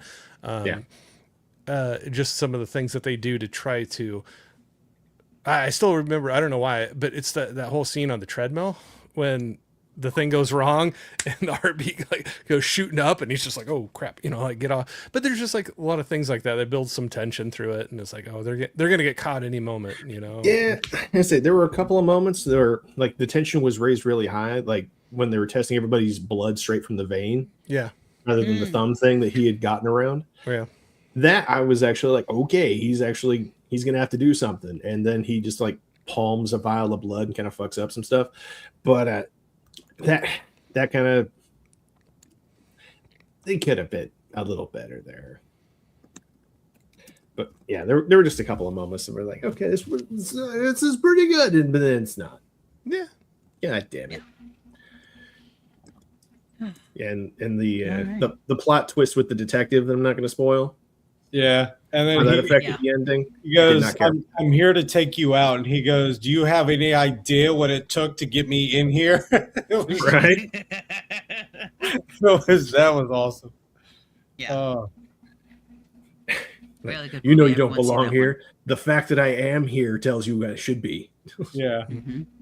I mean, but it was great what Jude Law had told him. He goes, they don't see you anymore. Yep. They see everything that you have made yourself to be, or me, you know, like they're too blind to even tell. And so it was amazing. Yeah. Yeah. But there's a bunch of small plot holes that kind of throw it off for me. Like the scars that would be on his legs. Right. Yeah. There'd be no mistaking that. There'd be no way to not notice that on an X-ray. Maybe this is why Rachel wanted us to watch it, or the discovery, you know, of how those scars were seen. I'm just kidding, but yeah. Uma Thurman. Okay. Oh, Rachel. Given the theme of the tonight. Rachel. I'm gonna have a T-shirt made. Yeah. It was because of AI. I swear, officer. I swear. I didn't pick the movie. AI did. We so the school again. They had a softball match, and I was talking with one of the grandparents about what we do online and everything about the films and everything. And yeah, so I was mentioning Rachel to them about her affinity for going for all of these films, one per day and everything, but we haven't covered the exotic side of Rachel yet. So no, just keep that a secret. Yeah, I mean, it's out Everyone now. needs to know I'm crazy. It's been kinda officially out now. announced, Eventually. We're seeing a trend. Speaking of crazy, the Missouri Breaks. National Help a Horse Day. I was like, please don't let anything happen to the horses. this The like horses. deleted was talking about, or Sashi mentioned to deleted, because they're both saying they're getting up there or whatnot, where Clint Eastwood comes out and goes, "Get off my lawn." This is basically it for the Westerns. Yep. Yeah. So I had seen what was that? Oh my god. What was the January movie with Clint Eastwood, and his family gets killed and he goes after them. Dang it. It was in January. I can't even remember these names anymore. Unforgiven? That's not it. No. No, Wait. Is that the one? Is it a Western? Yeah. Yeah. It was my first Western, and now this is my second Western. Anyway, that was my first Western. This is my second Western. Hang 'em high? Really No. wanted.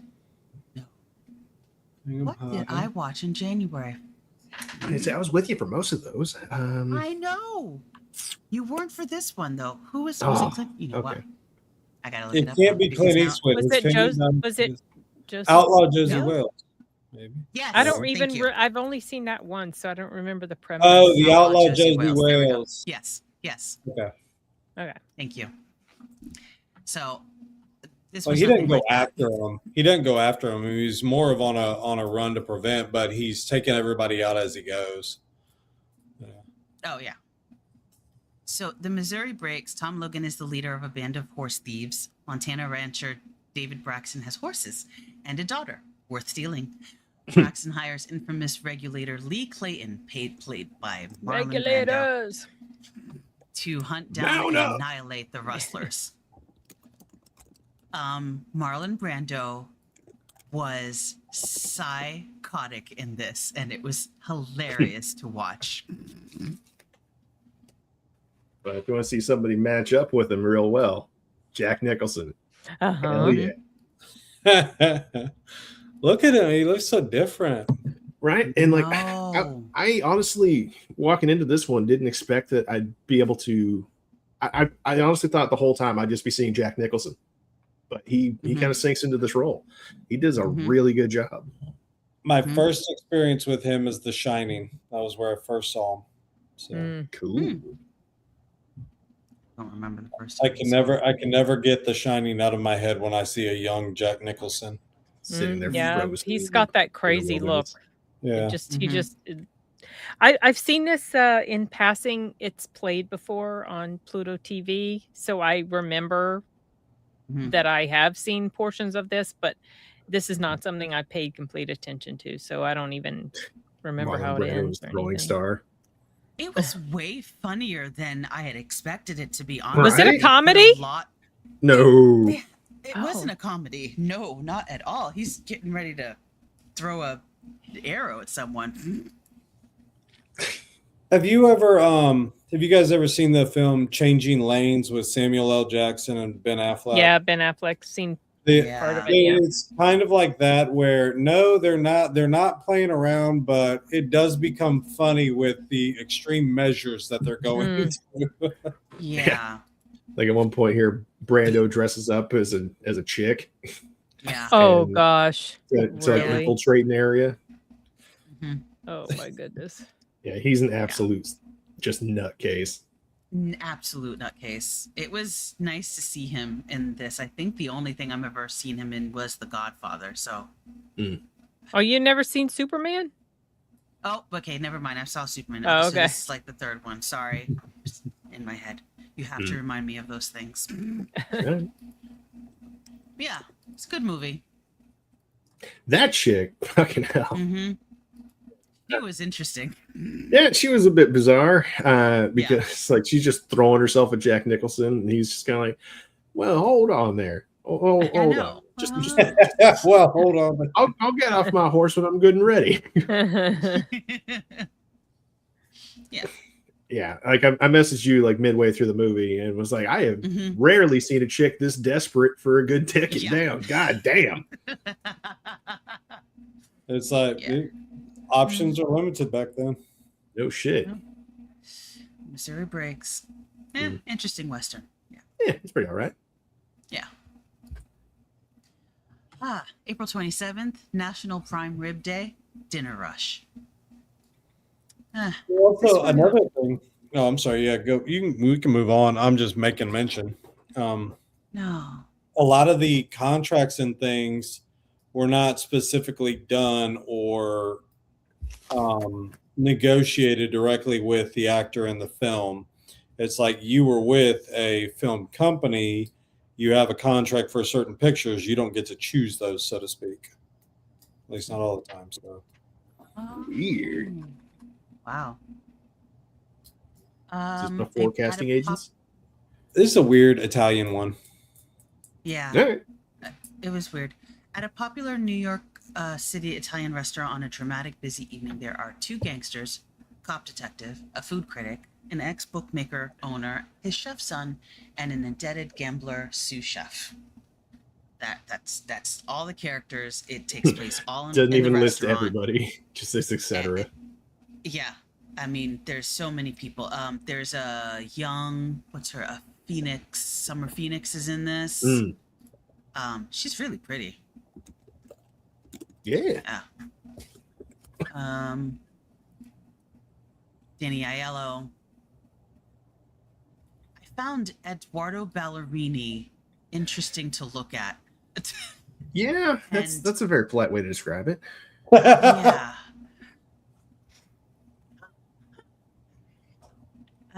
But the movie was a little too much. It was all over the place. Yeah, very.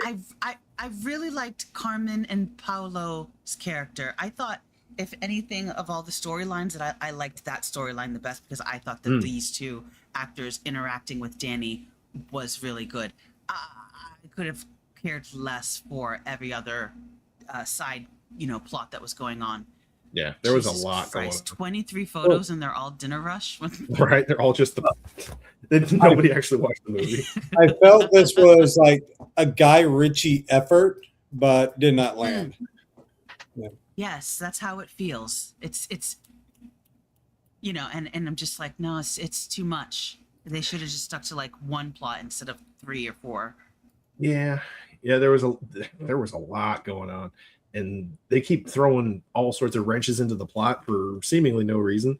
Like, so Paolo and the other guy are talking with the big guy there, who they're like, okay, this what's his face has a shit ton of debt that he owes us, and this one, we should work together. We can cut you in on some stuff. We can make this a little easier for you. But he didn't go for the deal, naturally. And so they just cut the power to the whole fucking place. Yeah. You're like, okay, candlelight dinners all around. Let's go. Yeah. I mean, if you there's Vivian Wu, which we watched her in that wonderful movie with Ewan McGregor's McGregor. That was her. If you remember that reference. I remember that reference. You're just going back to your. This has been a theme. My girl. Almost done. Okay, we're almost there. Speeding through. But yeah, no, Dinner Rush, meh. Yeah, I would recommend it. Nah, it is a funky one. The ending is super jarring.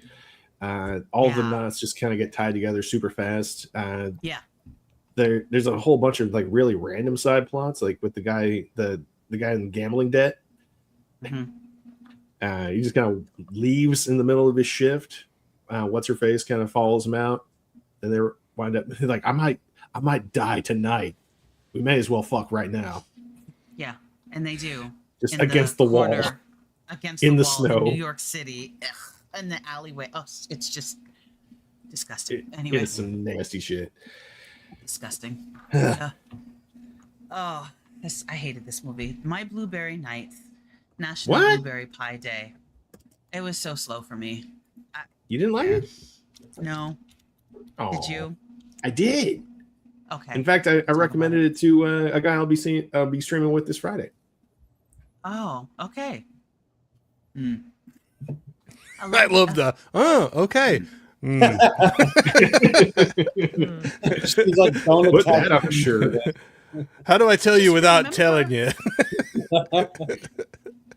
Maybe I also need to start a journal when I'm watching these, because I just remember not liking it, and it was just so slow. It was slow to me.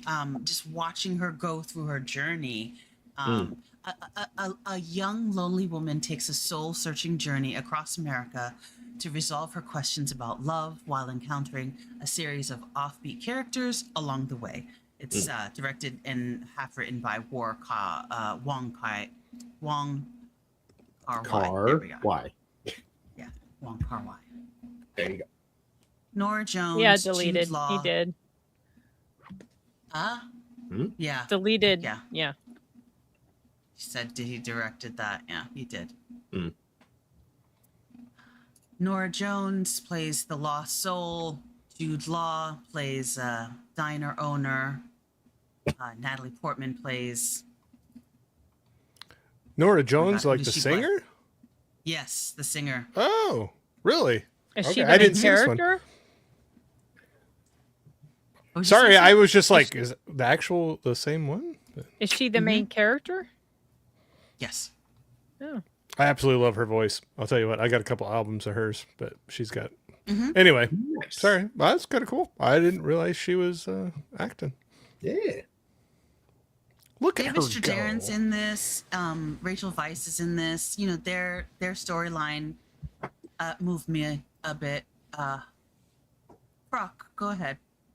Oh, I just thought it was a really cute little story. As I said earlier, like there are some folks that you can really have those like honest, intimate conversations with, and like that's the kind of random relationship she forms with Jude Law's character, and it's something I found really endearing.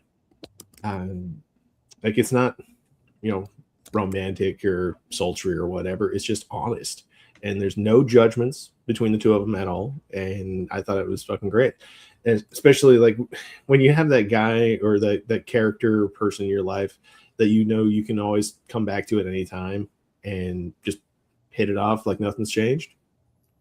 It's a rare thing, and yeah. Cinematic value of it was I did like how it started and ended. Like I said, Rachel Weisz and David Straderin's characters were great. God, so young. Yeah, God, yeah, that little subplot, fucking hell. Yeah, that was a tough one. Yeah. Oh, Brawler's here. Hi. Is Oh my he? God, where was this thing? I just saw his thing. Hello. Yeah. What's up, dude? Thank you. What's up? What's up? Oh my gosh. I am that age. That is my error. What's going on, Bob?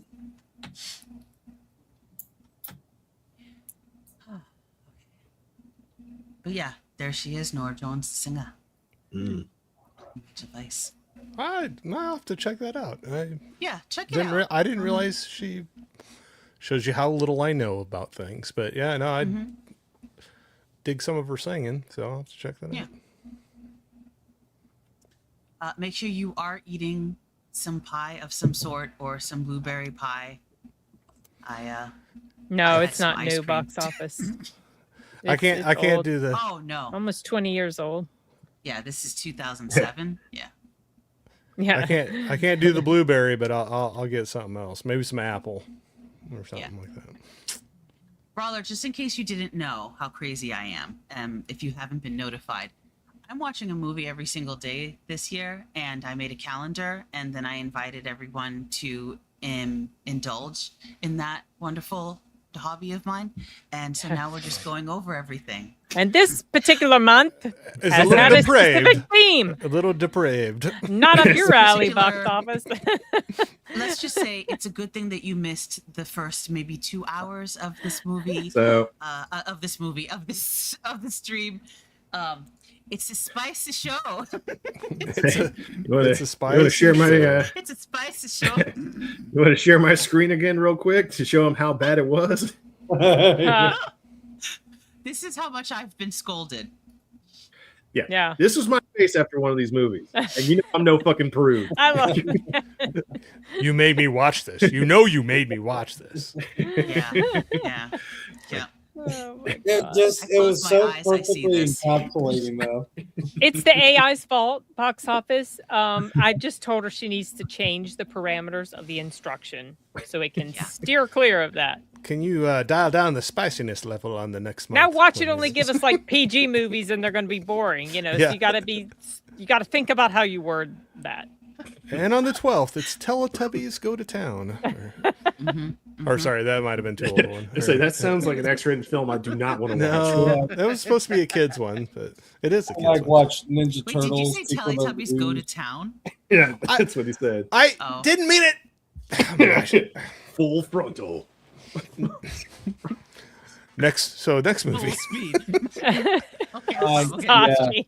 You can make any innocent comment sound dirty at some point. So those little TVs on their bellies, Oh, showing all sorts of graphic shit while they're doing horrible things to each other. I'm just going to stop because I'll say something else I'll regret. Watch me do April this to you. 29th. It's April 29th. I did not International care for Dance this film. Day. No. Did you know it was remade? Wait, Yeah. which version did you watch? I watched the one with Richard Gere. So That was the one that was on the. That was the one. yeah. I didn't care for it. It's build up. So you watched the one with Richard Gere, not the 96 one, the original. So you did it wrong. I watched the one with Richard Gere. That was the date. That was the one. It says No? 1996. See? Oh, 96. Really? That's why. Oh, I'm Okay. All right. Yep. Gotta be specific with It's the okay. years. Because I had 2004. seen the Richard Gere one first. And so when I watched this one, I was like, wait, is he going to do this next? Did that next? Is he going to do this? It is a shot for shot. So actually, the Richard Gere one is a shot for shot remake of this one, except that the, is this Chinese? Or I don't know. Japanese. The Japanese one. Yeah, Japanese.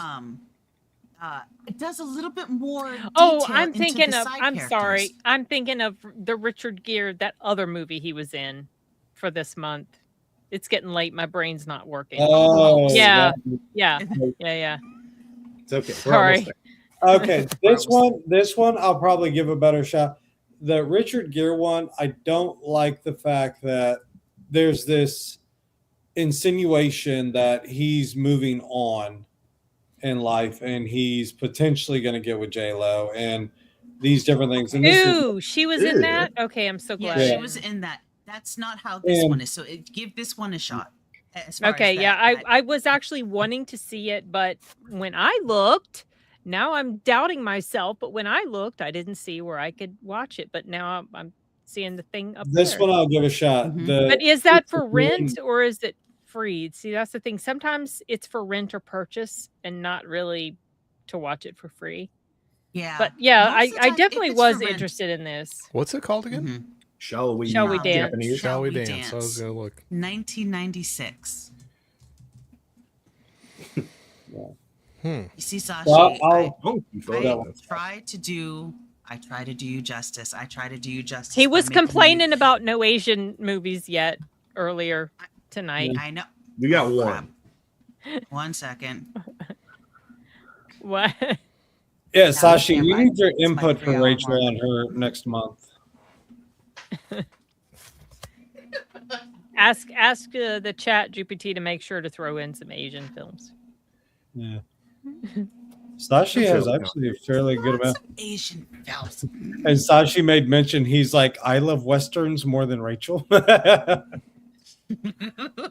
If you love Westerns and Asian films, Sashi, I can't remember if we've talked about this, but do you love and The Good, the Bad, the Weird? Because that is a fun one. That is Guess what? so fun. Guess what? I own it, but I haven't watched it yet. Of course not. I can see it right over there. It's right there. Oh, you should watch it. It's good. It's I good. can grab it. It's a nice Hey, Drew. Arrow box set, but no, What I've if not watched it what yet. if he gets lost on the way to the DVD player? It's just too much of a risk, you know? Yeah, like It's still wrapped, actually. Too, so. this one. The ending for this one is not as good as the ending for the original. So stay away from this one. Stay Yeah. away from J Lo. The 2004. Oh, I try as much It's, as I can. Trust me. Yeah. I was just like, this Yeah. is such a bad payoff for me having had to sit through this. Yeah. Trying to figure out what Hey, I The View disappointed. with Drew. How you doing? Oh, nice. I like it. I All like that right. profile photo. The Logan, is it? You with Drew. I haven't seen you in forever. I'm so sorry. I got to get to his channel. And last but not least, Hmm. April 30th, National Raisin Day, Blue Valentine with Ryan Gosling. Whoops, I almost said Ryan Gosling.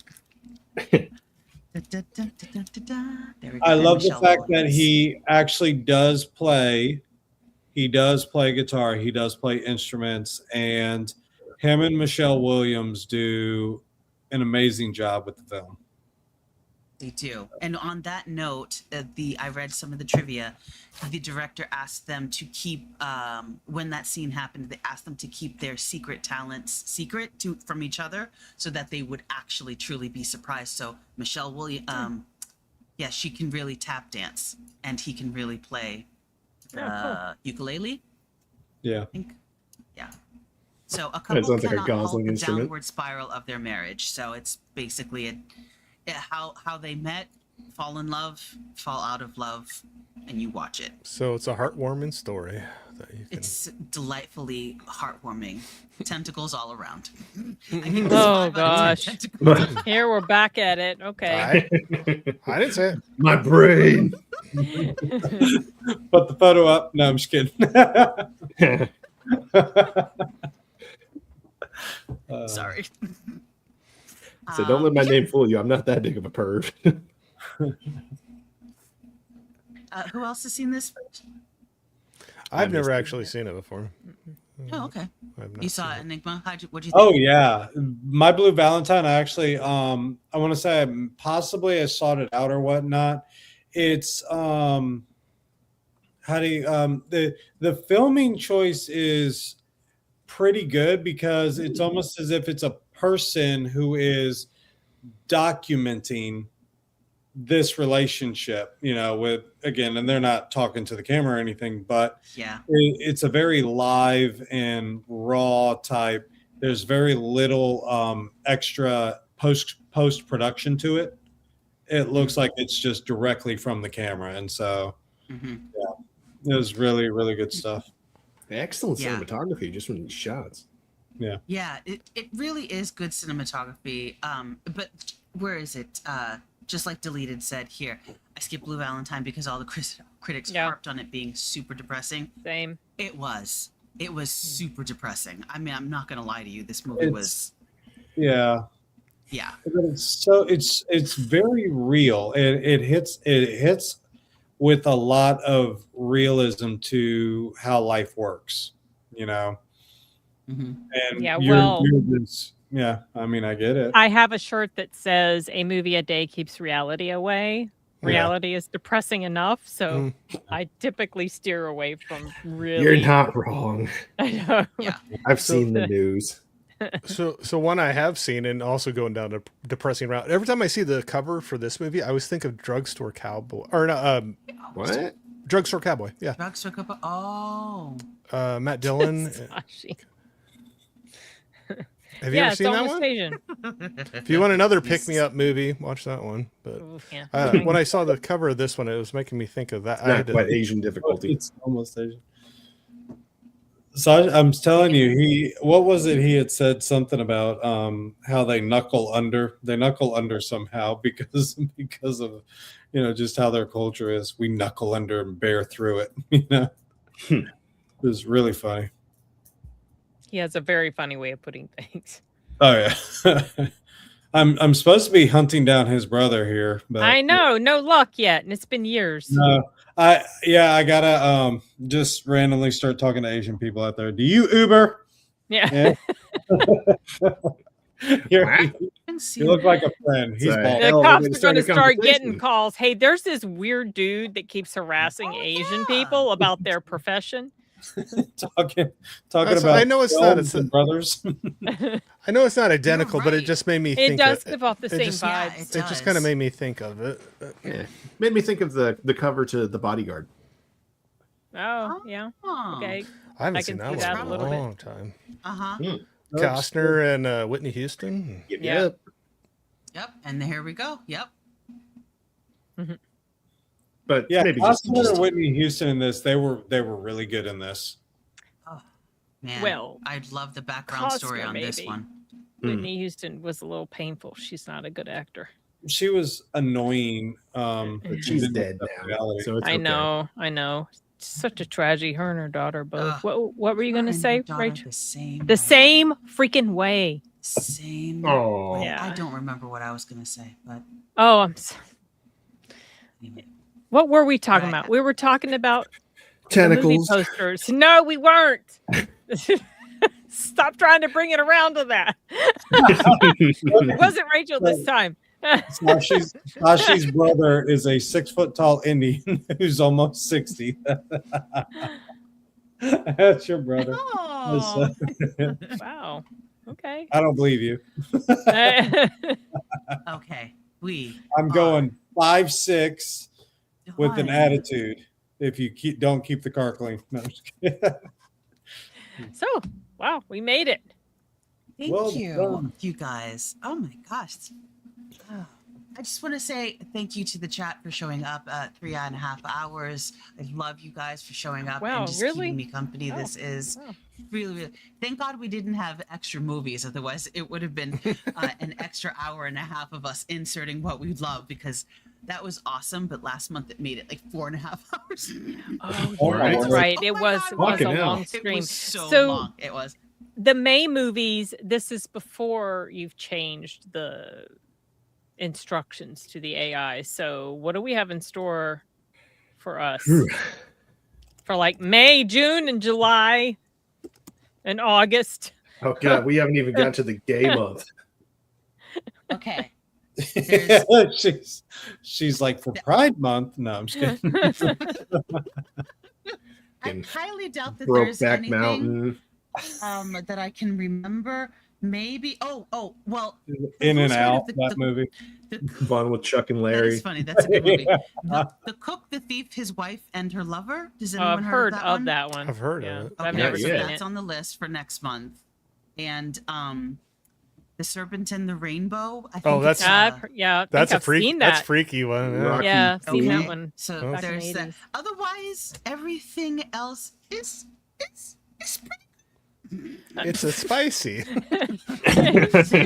There's a So you're Dracula's on there from '92. That's on. Oh, peeked Bram out your Stoker's- microphone, so I can Bram- only imagine how bizarre Bram this is going to Stoker's be. Dracula. That's not really Bram Stoker's Dracula. Okay. Yeah. She's like, let's put it this way: they can have photos on IMDb this time. It's a low bar, but I'm glad they got over it. Yeah. But yes. So we'll figure out a date for that. Actually, I think I'll message everyone, and we'll get all of that started. But what does everyone have coming up? Rock. Yeah, as I mentioned earlier, this Friday I have a stream coming on with writer and cinematic savant Ian Morrison. This was actually his idea. He wanted to compare and contrast the animated movie Your Name with The Lake House. And that's gonna be all sorts of fun. And then this Sunday, I'll be bringing back the Uninspired Reviewer to. We'll be discussing the more recent Pinocchio Unstrung movie and breaking down his favorite horror movie, Scooby Doo. So that's gonna be an absolute blast. Cool. Enigma. I have a lot of sports activities that I get to go and observe. I know it's not a major stream, but volleyball. I am going to hearken, Deleted's shows. So we just got out of the Tuesday night, but Thursday we're most likely going to be hanging out with Netter, and I guarantee you Deleted's going to have a live stream with some I want to say the Westerns. So we're going to be doing that. I definitely show up for those. And then over the weekend, I'm probably going to be torturing Deleted's channel somehow. And then Cole Hauser. Cole Hauser's been doing Saturday. Good dude. So I love him. And then, torturing any of you guys in the chats so I can support. That's it for the moment. Well, we appreciate the torture, Enigma. Yeah. Yes. Sin. So Friday I'm going to be on Corey's channel. We're going to be talking about disaster movies. Yeah. So I think that's the actual. I got a review coming out for Tony on Friday and something else on Sunday, but I'm not sure yet what Sundays is going to be. And Corey, you have anyone on Friday? No, nobody that I really want to mention. No one important. Okay. No. Oh, no reaction. Come on, Sin. Don't even give me a angry scowl. I just kind of you just kind of like, I'm over it, Corey. Yeah. I'm It's like over it. it's late and Yeah. my energy level is down. 3 hours ago, I would have given you what Yeah, for. probably. But... It was much more Spicy lively sin back is out then. of spice. yeah. Not so spicy sin right now, but no, yeah. So Friday, but Friday, yeah, I've been doing my lunch break cinema, just kind of hanging out, talking about some things watching coming up, and just random hang out with people if they want to come out to the chat. So we got that going on, and then later that night, like Sin said, we got Sin, we got Ashley, we got Anthony. We're gonna be talking, disaster and or weather movies. You know, like whatever. We'll talk about whatever. We go off the rails pretty quickly, so we might just end up talking about something completely random. Yeah, it tends to happen. You also do your early morning X-rated shows. Teletubby movies. Yeah. My X-rated Teletubby movies I'm coming up with. Yep, we're gonna get those going. But I started this past Monday. I'm gonna give it a little run and see what it goes. But I did a first cup cinema where it's a little early. My voice wasn't quite all there when I started it, but it got stronger as it went on. But 6:30 a.m. Central Standard Time.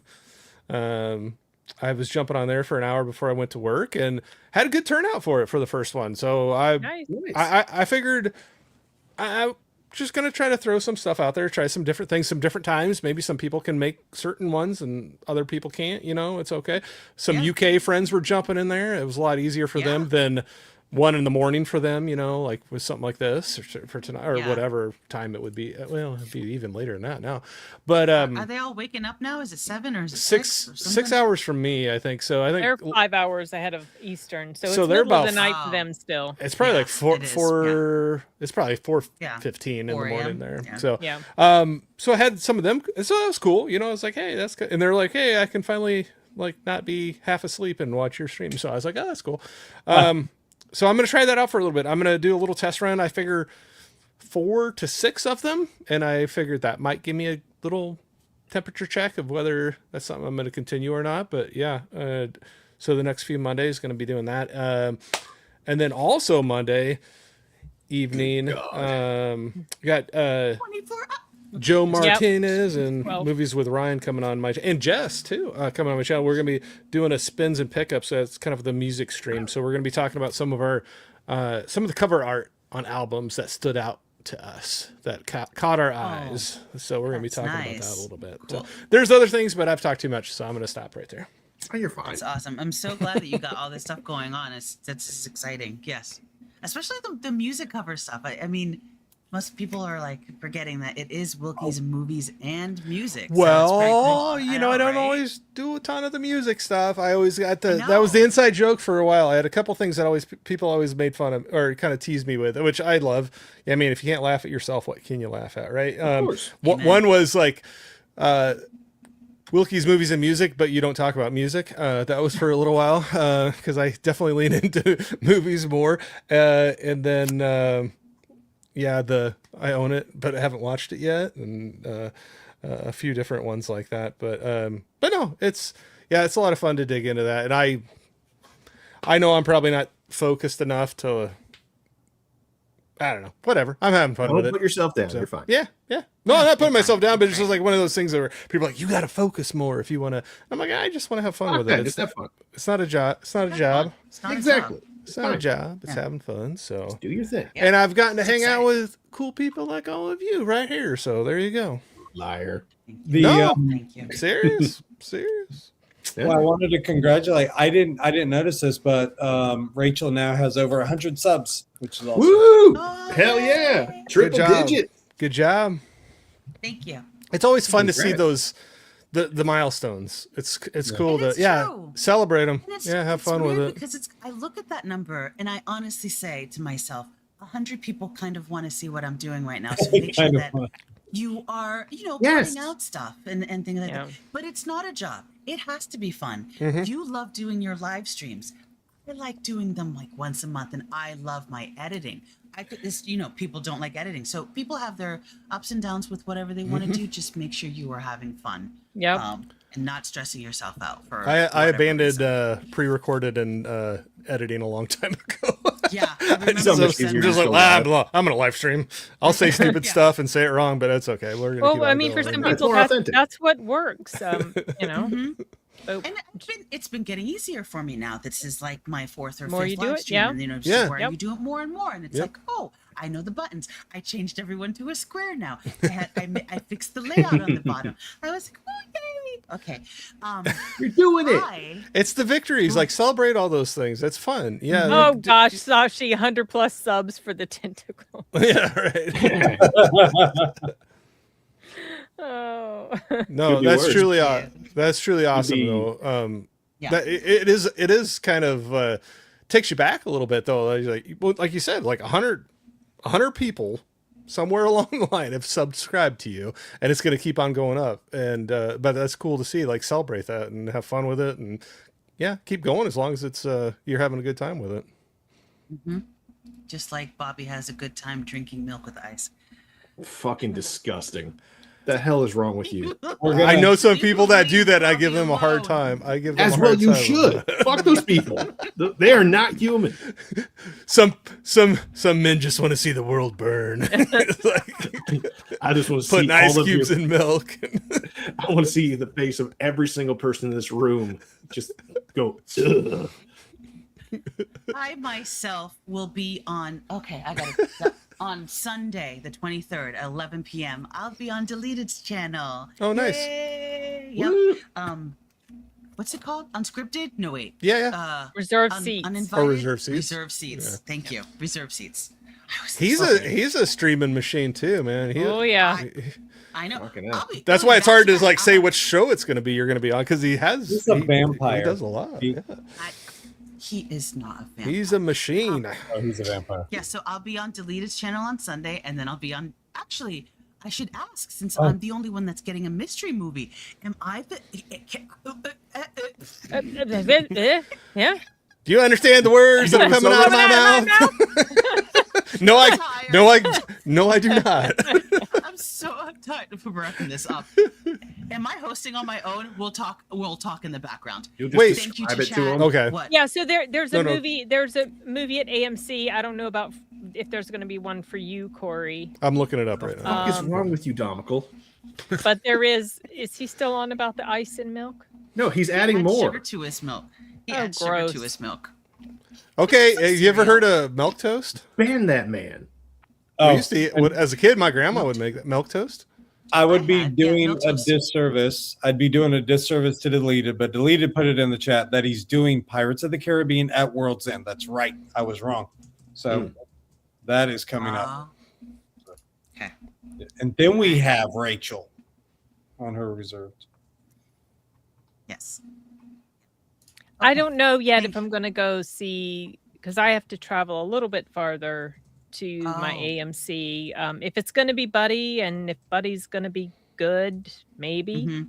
I haven't had the best of luck at going to the AMC for their mystery movies when it's not at Regal. Like I haven't see. generally just really loved them. I've left feeling, kind of wish I hadn't made the drive, but That's we'll funny. see. All of the ones that I've brought Josh to have been all hits, so I can't break the streak. So he's coming to the Buddy one. The last one he came to was the Sheep Detectives, and Oh. then before that it was Good Luck, Have Fun, Don't Die. That's I because think. they were also One. Regal movies. They were also at Regal. Yeah, so that's what I'm saying. Say, but yeah. So I don't know if I'm going to see it yet. I released, know why in Regal's case not you doing missed it. it for March. So in case you missed anything that came out in March, check out my video. All of the in memoriams for 2025 have been released, and I will be starting on 2026. Rest in peace, because y'all are going very fast lately. Oh You shit. need to slow down. You need to slow down. Please Okay. and thank you. On that note, everyone take care of yourselves. Love you. Love the channel. Love the channel. Love the panel. Oh my God. Yeah, you got to Love love the the channel too. channel. Come on. It's all right. Share the love all the way around. A little bit egocentric, Rachel. If I must say so myself, I love my channel and it's the greatest thing ever. You should no. We're getting a little slap happy, a little sleepy happy here. A little... Yeah. Be happy. End stream. End stream. I'm too old for this shit. The only way to stay out of trouble is to grow old, so I guess I'll concentrate on that.